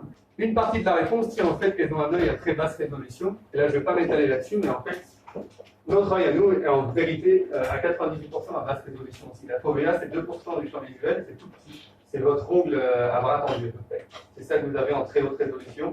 Quand vous commencez à arriver vers les 45 degrés de périphérie sur votre champ visuel, vous arrivez dans le domaine des insectes. Et on a montré qu'à basse résolution, en fait, là vous avez une maison, et là c'est la même vue de point de vue de fourmi, vue à 360 degrés à basse résolution, la maison qui est normalement là, disparaît complètement. Donc ça change complètement comme on voit, et pourtant, ce genre d'input là est beaucoup plus performant que ce genre d'input là quand vous les mettez dans des modèles de navigation. Donc ça, c'est un autre truc aussi qui montre que notre perception consciente, qui clairement, on va utiliser des objets pour naviguer, j'habite en face du cinéma, tout ça, des reconnaissances d'objets grâce à notre fovea. Oui, clairement, on est capable de faire ça. Donc je pense qu'une fois que vous avez fait la route 2-3 fois, vous commencez à oublier les objets et vous passez sur ce mode qui est peut-être plus inconscient, qui est à basse résolution, puisqu'il y a beaucoup de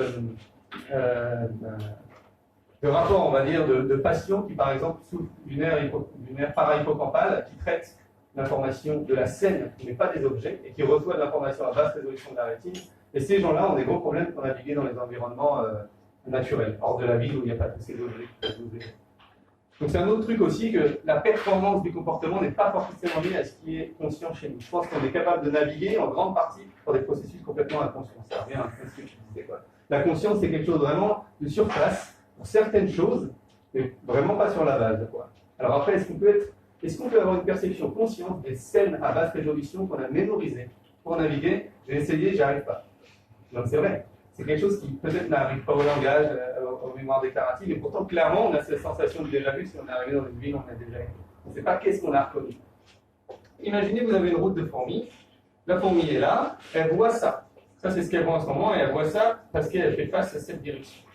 Maintenant, votre fourmi est ici. Elle aimerait faire sa route de nouveau, mais ça c'est ce qu'elle voit. Elle ne sait pas dans quelle direction elle est, mais elle aimerait suivre sa route. Ce qu'elle peut faire, c'est sur place, se tourner jusqu'à ce qu'elle ait le meilleur appariement entre ce qu'elle a mémorisé et ce qu'elle voit en ce moment. Et ce qui est bien dans les milieux naturels, c'est que quand vous prenez des scènes à basse résolution, les meilleurs appariements vont être pour des images qui sont alignées en général parallèles et proches de la réalité. Du coup, tout ce qu'il vous suffit de faire, c'est ça. Avance dans la direction quand tu l'aperçois familière. Et ça suffit pour expliquer le suivi de route. Ça a été inspiré par ce genre de comportement. Quand vous altérez l'environnement visuel, vous déplacez la fourmi, elle s'arrête, et puis elles font ce genre de scanning, comme si elles cherchaient quelle va être la scène, quand est-ce qu'elle va matcher, quoi. Ça aussi, c'était en slow motion. Là, on est en vitesse réelle, elle fait 2 scans, cette fourmi. Juste pour vous dire, ça va vite dans leur cerveau. Parce que oui, il y a plein de neurones, il y a plein de synapses, ça va très très vite. Et en plus, elles apprennent en temps réel.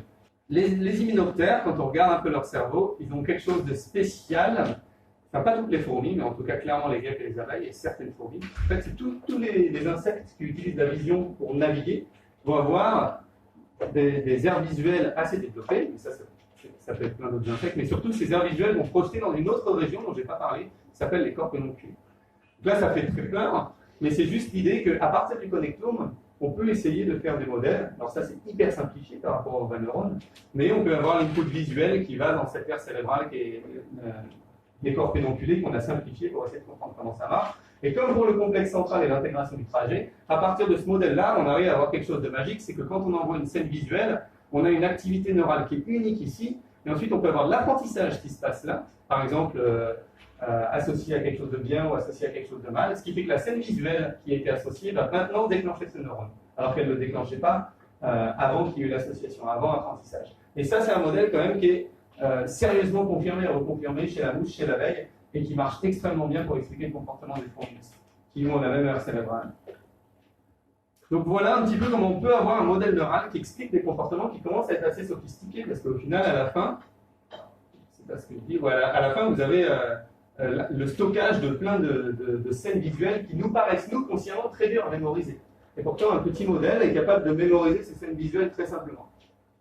Donc c'est pas parce que ça nous paraît complexe que c'est forcément complexe pour le cerveau, ça c'est clair. Les fourmis aussi, si on regarde leur trajet en détail, elles font sans arrêt ces petites oscillations. En vrai, c'est pas que les fourmis, c'est quasiment tous les êtres vivants en alimentation. Nous aussi, on est blindés d'oscillateurs dans notre colonne vertébrale, notre démarche est une oscillation, et énormément d'oscillations temporelles ou latérales.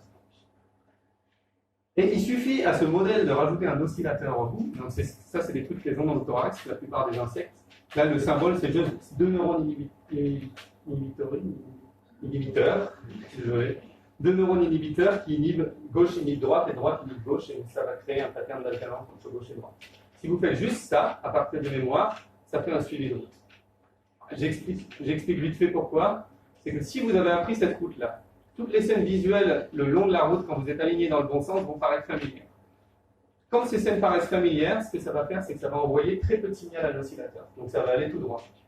Donc si vous avez une scène familière, ça va aller tout droit. Si la scène au contraire est non familière, ça va envoyer beaucoup de signal par rapport à la sortie des corps pédonculés, et ça va faire exciter l'oscillateur et vous allez commencer à osciller. Et juste ça, ça suffit. Si vous mettez votre modèle, vous lui apprenez ça, ensuite vous le remettez au début et vous faites OK, maintenant ça va déclencher ton oscillateur si c'est familier ou pas. Ça marche pour refaire d'un peu. Ce qui est rigolo, c'est que des fois le modèle il fait des erreurs.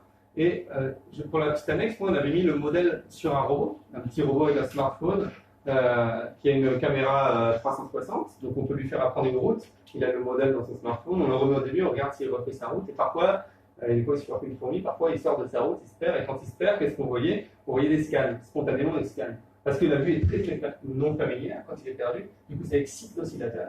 Et parce que l'oscillateur est tellement excité, il ne peut plus aller vers l'avant, parce qu'il ne peut pas slider, du coup il s'arrête et il fait ses scans. Donc là ça donne un autre concept qui est bien, c'est qu'un comportement qui peut paraître vraiment déclenché par une décision, comme je m'arrête et je scanne et je regarde autour de moi, en fait, nulle part dans ce modèle, en tout cas, et donc nulle part en théorie dans le cerveau, on a besoin de quelque chose qui déclenche de façon discrète une décision. Là, c'est un même processus continu qui fait qu'à l'interaction avec l'environnement physique et le cerveau avec ce processus continu va faire que ça crée des comportements qui apparaissent comme distincts. Donc je pense que c'est très très continu dans notre cerveau et très discret dans notre comportement aussi. C'est cette notion à avoir. Ah oui, je parle des larves aussi, c'est bien. On va arriver à la conscience très bientôt. Donc j'ai aussi étudié les larves, qui sont carrément moins intéressantes, parce qu'elles font un peu tout le temps ça, mais l'avantage, c'est qu'on peut les étudier, leur mouvement moteur, la sortie motrice à très haute définition, et vous avez aussi tous les outils génétiques disponibles chez les drosophiles, c'est des larves de drosophiles, qui vous permettent de faire un peu ce que vous voulez avec les neurones, comme l'optogénétique dont je suis appareil. Parce que là, il n'y a même pas besoin d'appui ou quelque chose, tu éclaires juste la larve et ça passe naturellement jusqu'à son cerveau. Ça, c'est un exemple de larve qui exprime du GFP, enfin bref, une protéine qui fluoresce en vert. Partout dans tous les neurones, vous voyez les neurones sensoriels, ça c'est son cerveau, les neurones moteurs qui partent innervénuisent. Alors ce qui est intéressant, c'est qu'il y a eu beaucoup de gens qui se sont penchés sur ces larves et ils ont disséqué les comportements de la larve en plusieurs types d'actions. Par exemple, je vais droit, je fais des courbes, je m'arrête. Et quand je m'arrête, j'échantillonne l'environnement gauche-droite. Puis ensuite, je décide d'aller à gauche ou à droite. Et c'est ça qui résulte de ce comportement qu'on appelle chémotaxie, qui fait que si vous donnez une odeur, les larves tendent à aller vers cette odeur. Elles ne sont pas à ramper complètement aléatoirement, elles vont vers les odeurs. Là, vous avez le gradient d'odeur avec la color map. Rouge, ça sent très fort, et grimpe, c'est le gradient d'odeur. Okay. Donc l'idée, c'est qu'il y a ces comportements discrets, et les modèles qu'il y a derrière, c'est que c'est des modèles typiquement de decision making. On va faire une décision, on va sélectionner une action, et en fonction de l'information que le cerveau a, il sélectionne des actions qu'il va déclencher. C'est ça l'idée derrière.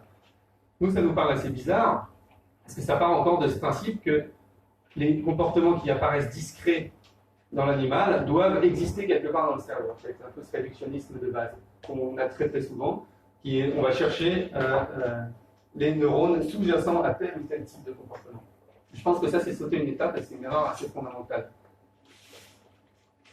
Quand on regarde, simplement regarder ces insectes un peu plus en détail, on voit que, comme pour les fourmis, le long de leur trajet, en fait, elles font sans arrêt des petites oscillations entre gauche et droite. Là, vous avez en bleu, au cours du temps, vous avez en gros la vitesse angulaire. Et vous voyez que ça varie régulièrement entre gauche et droite. Et du coup, plutôt que penser que ces comportements discrets sont dans le cerveau, nous, on avait fait un autre modèle, exactement le même que les fourmis, c'est-à-dire que vous avez un oscillateur constant, gauche-droite, qui va être excité ou pas par l'information sensorielle perçue en continu. Donc si l'odeur augmente, ça va inhiber l'oscillateur. Si l'odeur diminue, ça va exciter l'oscillateur. Et en faisant ça, dans un environnement de gradient où vous mettez une source d'odeur ici, vous avez spontanément ce comportement qui émerge, d'accord ? Mais ce qui est cool, c'est que si on zoome sur ce comportement, c'est que des fois il fait des courbes, des fois il va droit, des fois on a l'impression qu'il s'arrête et il fait des prises de décision gauche-droite, alors que nulle part il y a une prise de décision dans le cerveau. Pourtant, ça donne l'impression qu'il y en a une dans le comportement. Donc là, l'idée derrière, c'est que le comportement, c'est pas cerveau, flèche, comportement, c'est le comportement, c'est un autre niveau, un niveau qui émerge de l'interaction entre le cerveau, le corps et l'environnement. Donc ça, c'est trois choses qui interagissent ensemble, et le comportement, c'est un peu à l'interface de ce qui émerge derrière. Donc, ce qui est rigolo, c'est que quand on regarde ces larves, elles n'envoient pas de connexion visuelle dans leur corps pédonculé, comme les fourmis. Par contre, elles envoient énormément de connexions olfactives. Et si, au lieu des connexions visuelles, on met des connexions olfactives dans le même modèle qu'on a, c'est pas du suivi de route qu'on a, mais c'est de la chémotaxie.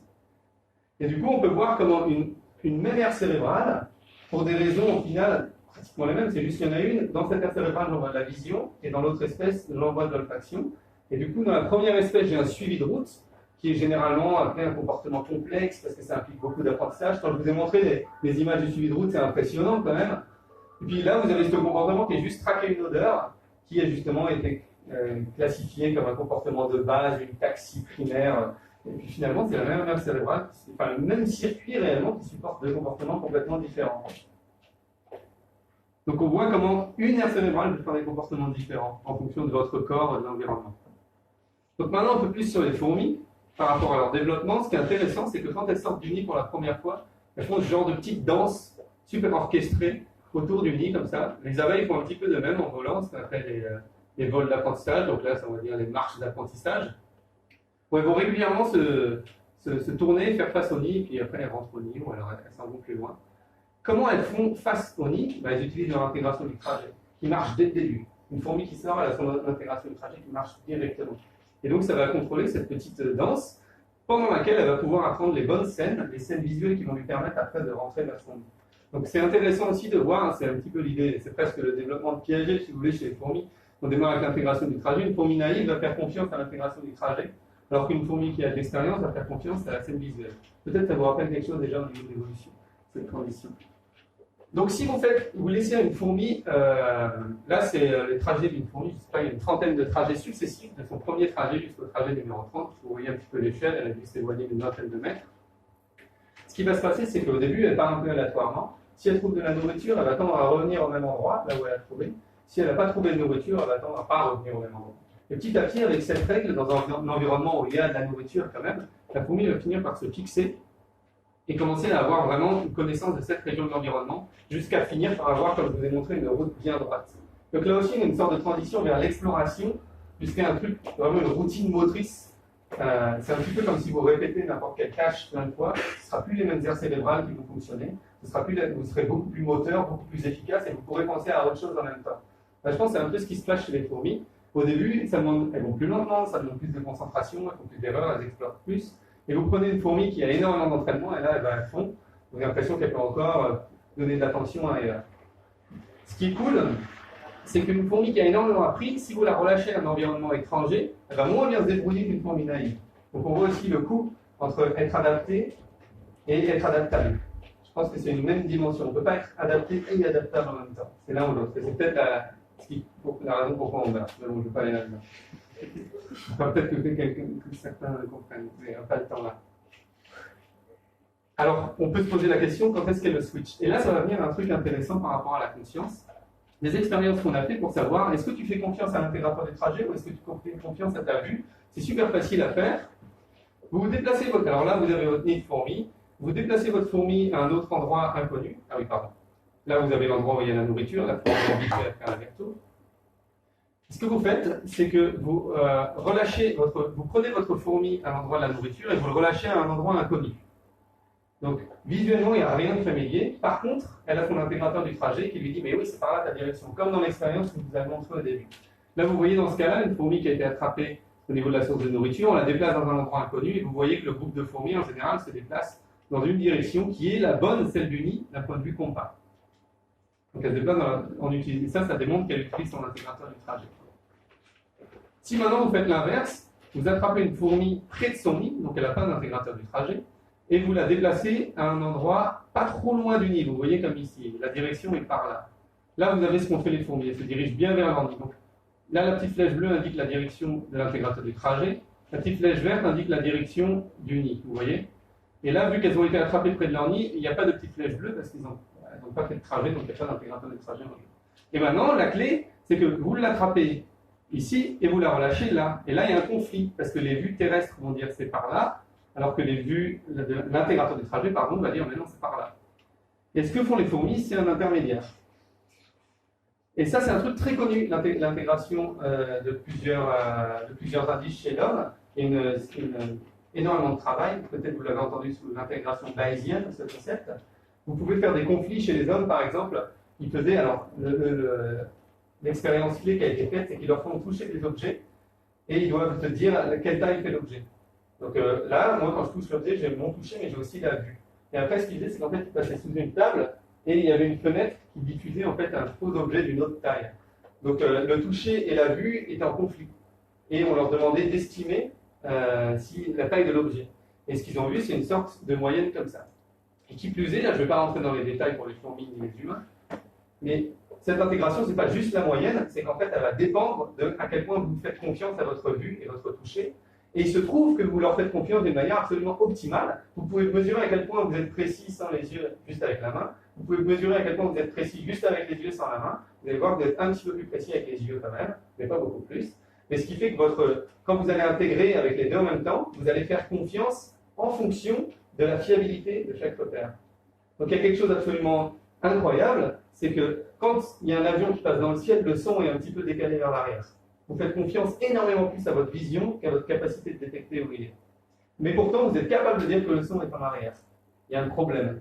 Si vous n'êtes pas capable de détecter que le son est en arrière, donc l'avion va suffisamment lentement, ce qui va se passer, c'est que vous allez intégrer les deux, et la perception visuelle de l'avion va être en fait un tout petit peu décalée vers l'arrière par rapport à la vraie perception. Vous faites une pondération entre le son et la vue et vous décalez un petit peu l'avion dans votre perception consciente. Si par contre l'avion va très vite, vous avez l'impression qu'il y a l'avion visuel là et l'avion sonore et par là, et là clairement c'est pas le mélange. Et effectivement, dans l'intégration bayésienne, vous voyez que si vous avez énormément confiance dans votre vue et énormément confiance dans votre toucher par exemple, et si vous avez quelque chose qui colle vraiment, qui est entre les deux mais qui colle avec ni l'un ni l'autre, vous n'allez pas faire une moyenne à ce moment-là, vous allez dire il y a un truc qui cloche, il doit y avoir deux choses qui se passent.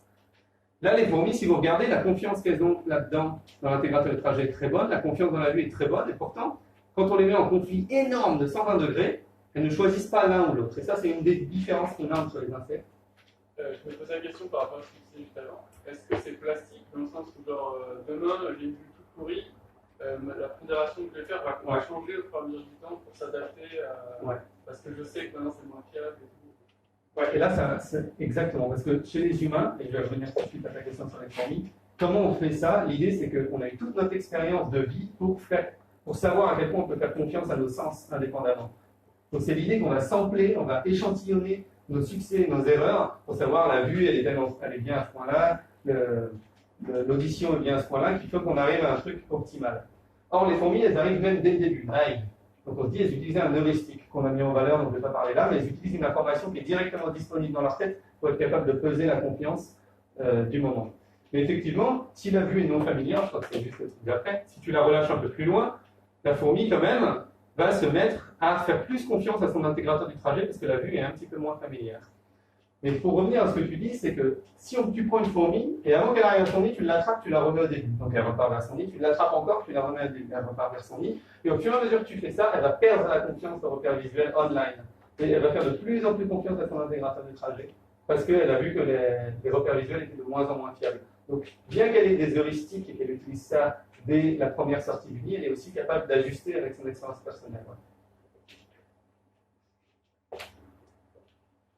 Donc voilà, il n'y a pas vraiment de switch en fait, je pense que ça se fait automatiquement en fait. Comment on passe d'une naïve qui utilise l'intégrateur du trajet à une routine motrice, là vous allez avoir un truc qui vient un peu spontanément si vous voulez, parce que plus vous faites votre route, plus vos vues sont familières, plus vous leur faites confiance. Donc ça veut dire que là, en termes vraiment visuel, le trajet va être de plus en plus mince, c'est ça que elle va être de plus en plus précise. Et c'est sans doute ça, ouais. Jusqu'à un certain seuil qui est atteint très très vite en fait. Ce qui est rigolo aussi, c'est que si on regarde ce qu'elles font en tant que naïves, quand elles sortent du nid et elles font ces trajets d'apprentissage, elles font souvent ces scannings, comme on parlait. Notre modèle de suivi de route avec l'oscillateur prédit ça, parce que les vues sont non familières quand vous êtes naïf. Et du coup, ça stimule l'oscillateur, du coup, ça fait émerger des comportements de scanning. Ce qui est rigolo, c'est que vous le mettez dans un environnement non familier, c'est un petit peu la même chose qu'on voit. Et ça, c'est aussi assez intéressant. Voilà, c'est un petit peu comment on peut passer d'une impression qu'il y a un switch à en fait un modèle derrière qui est un continuum. Si vous avez une fourmi naïve, elle fait confiance à son intégrateur du trajet puisque les scènes visuelles ne sont pas puissantes. Donc ça va être du signal. C'est ça qui va être envoyé dans le complexe central. Et là, ça revient peut-être à l'idée de Global Workspace, c'est un signal puissant. Et celui-là, il est très très faible. Au fur et à mesure que vous apprenez les vues, elles deviennent de plus en plus familières. Au bout d'un moment, elles sont très familières, et c'est lui qui a un signal puissant, et c'est lui qui commence à prendre le relais. Pourtant, on a bien montré chez les fourmis qu'il ne s'agit pas d'un tout ou rien, qu'il ne s'agit pas d'une hiérarchie, mais d'un switch continu de l'un à l'autre, qui est basé sur l'expérience sans arrêt du moment. Donc là, il n'y a peut-être pas la notion de tout ou rien qu'on a dans le lien de la conscience, mais il y a plein d'autres exemples chez les insectes, je vais bien parler de notion de tout ou rien ici. Mais là, plutôt une notion de continuum. Okay.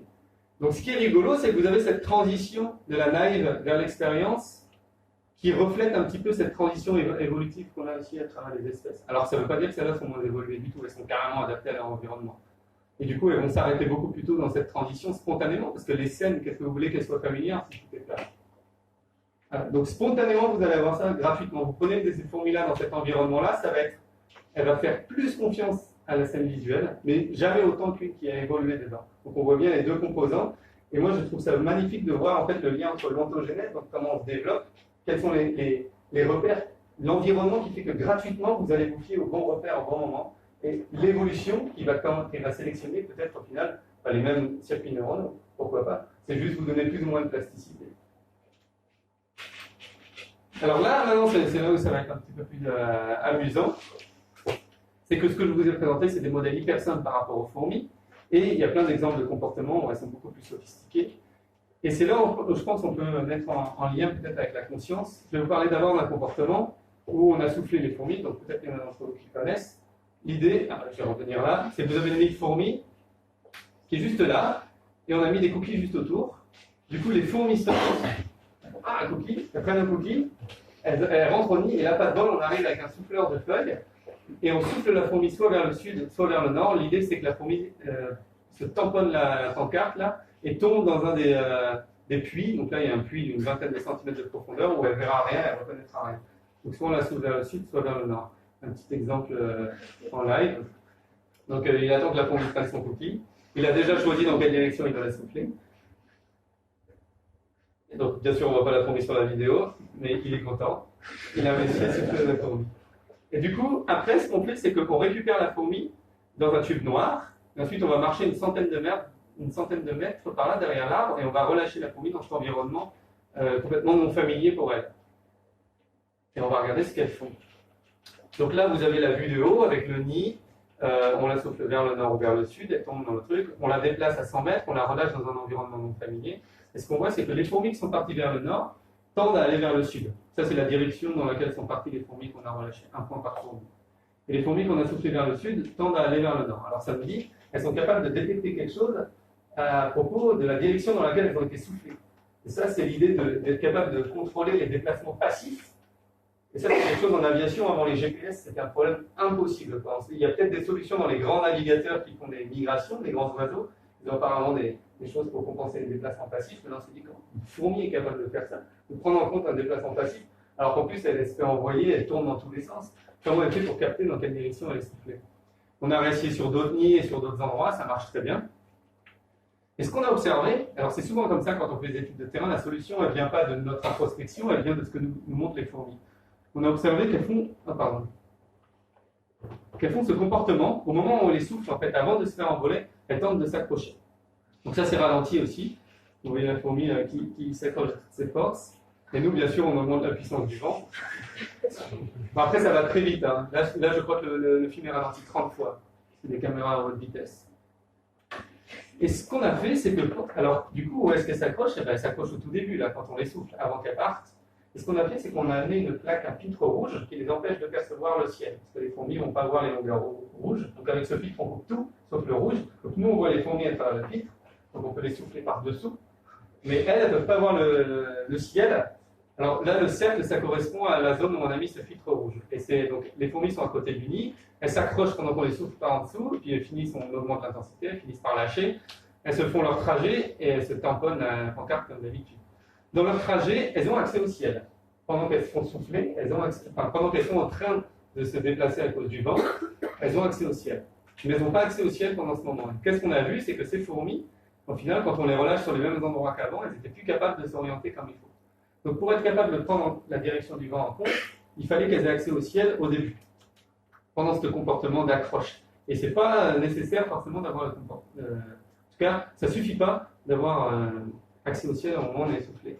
Et du coup, pour tester l'inverse, c'est qu'on a enlevé le filtre, on a soufflé les fourmis sans augmenter l'intensité du vent. Donc elles font leur comportement d'accroche, et là on les attrape avec un tube noir. Donc on les attrape vraiment ici. Donc elles ne sont pas fait souffler ni vers le nord ni vers le sud. Mais elles n'ont pas décollé, mais elles se sont fait souffler soit vers le nord, soit vers le sud quand même. Et effectivement, on voit que dans ces cas-là, c'est cette condition-là, elles sont quand même capables de rentrer dans la bonne direction. Donc en fait, c'est pendant ce moment que les fourmis s'ouvrent une petite fenêtre temporelle où il y a de l'information qui est dans quelle direction le vent va me souffler. C'est là où ça devient intéressant au niveau des mécanismes, parce que les fourmis, on n'a pas contrôlé ça, mais des fois elles se font souffler de front, des fois par l'arrière, des fois sur le côté, elles peuvent être dans n'importe quelle direction de corps par rapport au mouvement du vent. Du coup, c'est pas si évident quand vous y pensez, parce que le vent, elles le détectent à la base de leurs antennes, qui leur dit si le vent vient devant, derrière, à gauche ou à droite. Mais du coup, c'est une information égocentrique. Si vous savez que le vent vient de la gauche, puis vous vous faites souffler, vous arrivez dans un tube noir, vous faites relâcher dans un environnement inconnu, la gauche n'a plus aucun sens. Vous savez pas où elle, ou alors vous tournez sur place vers la gauche, je ne sais pas. Ce qu'elles ont été capables de stocker, les fourmis, ce n'est pas l'information gauche-droite, c'est l'information nord-sud-est-ouest. Donc ça veut dire qu'elles ont dû transférer l'information le vent vient de ma gauche avec le vent vient de l'est. Et c'est possible parce que, comme on a vu, elles ont sans arrêt un compas qui leur dit dans quelle direction elles sont orientées. Donc là, on voit une magnifique intégration entre plusieurs modalités, des antennes pour le vent, à la vision qui te dit le compas, et quelque part dans le cerveau, c'est intégré. Pour te dire dans quelle direction vient le vent. Donc ça, c'est juste le petit plaisir, vous allez voir se faire souffler. Donc là, en fait, elles se disent nord-sud, est-ouest. Elles ne se disent pas gauche-droite, devant, derrière. Et finalement, quand on y pense, j'ai pensé assez récemment, le complexe central, vous vous rappelez dans l'intégration du trajet, vous pouvez mettre un petit blip, ça continue tout droit. Vous pouvez mettre l'information de vitesse, ça revient au point de départ. Qu'est-ce qui fait si vous mettez maintenant l'information du vent? Ça va exactement marcher. Vous mettez l'information du vent et elle va être stockée dans ces neurones mémoire, dans ces neurones de mémoire qui vont être capables d'utiliser toutes les informations de compas qui viennent du complexe central pour repartir après dans la bonne direction. Ce qui est stocké là-dedans, c'est des informations de compas. Donc là encore, on voit comment une même aire cérébrale peut être utilisée pour des comportements complètement différents.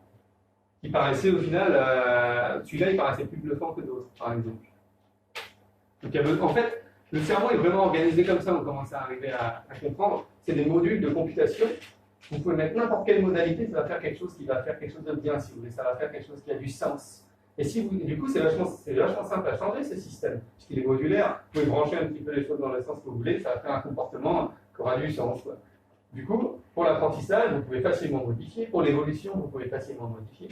C'est ce sorte de système modulaire qu'on commence à comprendre. Maintenant, le dernier exemple, c'est dommage que je ne peux pas parler de système 1 et système 2, parce que du coup, je vais parler de ça. On avait remarqué, c'est pas nous, mais c'était bien connu, que les fourmis, quand elles ont une charge trop lourde pour être soulevées, elles la tirent en arrière. Or, il y a eu un rapport qui disait, mais même quand elles tirent en arrière, elles arrivent bien à s'orienter, à rentrer au nid, ce qui cassait complètement nos modèles. C'est parce qu'elles ne sont pas censées reconnaître la vue familière de la route si elles regardent dans le mauvais sens. Donc on a voulu tester si vraiment elles pouvaient reconnaître leur route. Donc ce qu'on a fait, on leur a fait apprendre une route où il y avait un virage à 90 degrés. Donc les fourmis arrivent là, elles sont habituées à cette route. Puis on a filmé un peu ce qu'elles faisaient. Quand elles vont en avant, vous avez la fourmi, voilà, on leur met de très très gros cookies, mais elles arrivent quand même à le soulever un peu. Donc elles tournent, mais quand vous avez un énorme cookie et elles vont en arrière, en fait elles ne tournent pas. Si vous voulez juste quantifier un petit peu ces données, c'était hyper clair. Les fourmis en avant, elles tournent clairement, et les fourmis en arrière, elles ne tournent pas du tout. Donc, on se dit, ah, c'est pas pareil, elles ne sont pas capables de reconnaître les scènes en arrière. Ok. Alors, comment elles font? Là encore, la solution est venue de l'observation des fourmis plutôt que de notre introspection. En fait, on n'avait aucune idée qu'on trouverait une solution, d'ailleurs.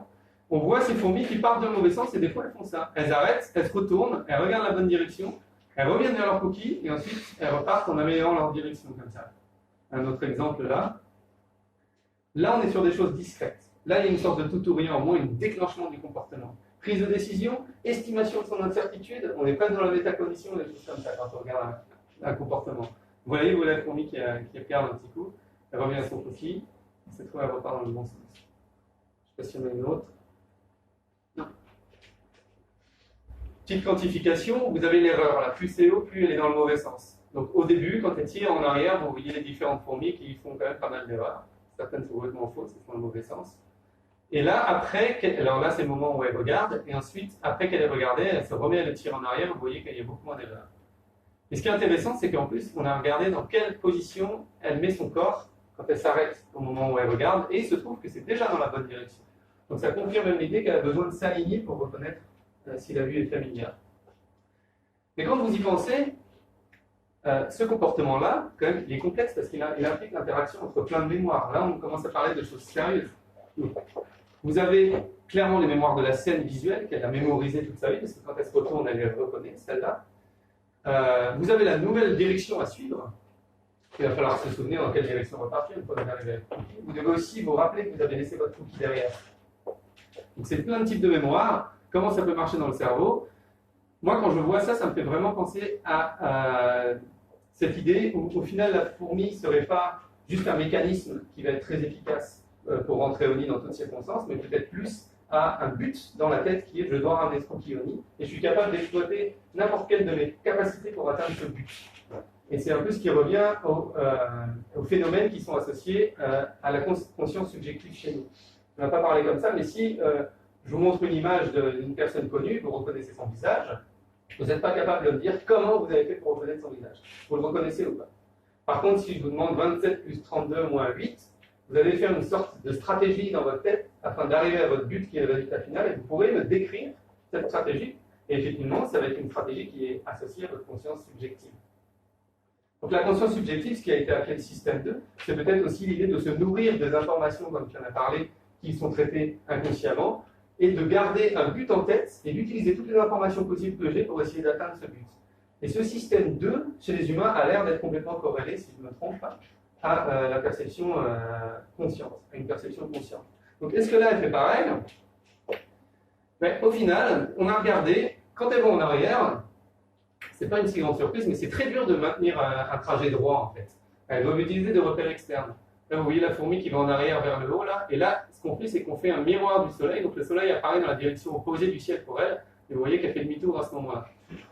Et donc ça, c'est une belle preuve qu'elle utilise le soleil pour maintenir son cap, et on sait tout à fait où arrive le soleil dans son axe cérébral, c'est dans le complexe central. Ce qu'on a fait, c'est qu'on a dit au complexe central, vous allez vous rappeler les neurones qui s'allumaient pour traquer la rotation. Quand on fait un miroir du soleil, c'est comme si vous les faisiez sauter en face. Donc d'un coup, elle a l'impression d'avoir fait un demi-tour. Du coup, elle va reprendre et faire un demi-tour. Donc ça, c'est une sorte de preuve de complexe central. Ok, quand elle monte en arrière, elle utilise le complexe central. Donc là, vous avez encore une petite quantification. Vous voyez en pointillé sans le soleil en miroir. Et quand on fait le miroir du soleil, elles font demi-tour, puis elles repartent dans la position. Enfin bref, ça marche bien. Du coup, cette idée de système 2 avec je relâche tout ça, c'est intéressant parce que ça implique l'interaction entre des aires cérébrales différentes. Là, vous avez l'aire cérébrale, si vous vous souvenez bien, de reconnaissance de la route, basée sur la vue.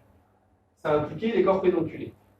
Et ensuite, pour maintenir une direction en arrière, on a vu, ça implique le complexe central. Donc là, on est déjà en train de voir des communications entre aires cérébrales différentes. Une information qui a circulé, qui a pris le dessus, pour être capable de circuler.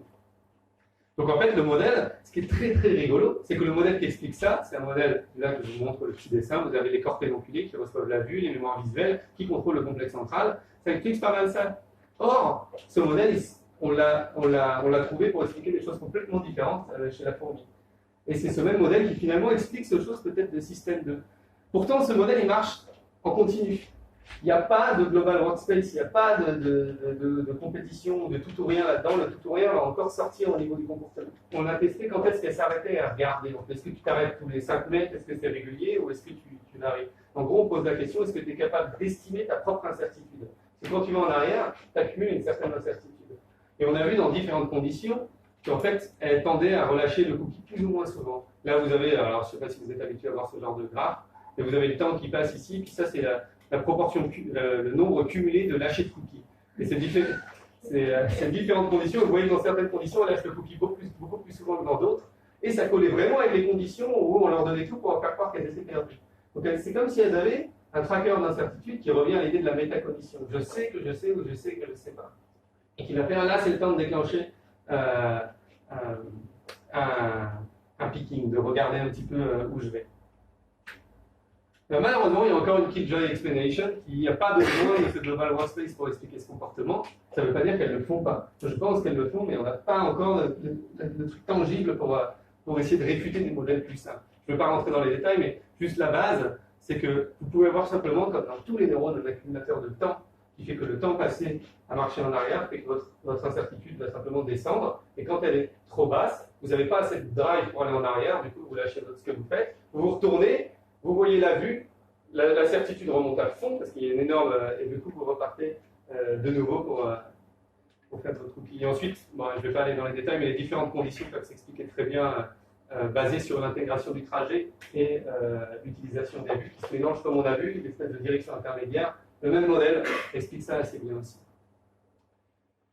Et du coup, pour conclure, je suis désolé, mais l'idée c'est que vous avez plein de comportements qui ont l'air très différents. Vous avez plein d'aires cérébrales qui font des processus computationnels différents. Et je ne pense pas qu'il fallait faire des flèches comme ça, mais je pense qu'il faut voir le tout avec le corps et l'environnement, le tout qui fonctionne comme ça, qui fait émerger des comportements différents si vous faites des tout petits changements là-dedans. Je pense que c'est un petit peu une meilleure vue d'avoir du cerveau. Mais ce modèle a un problème majeur.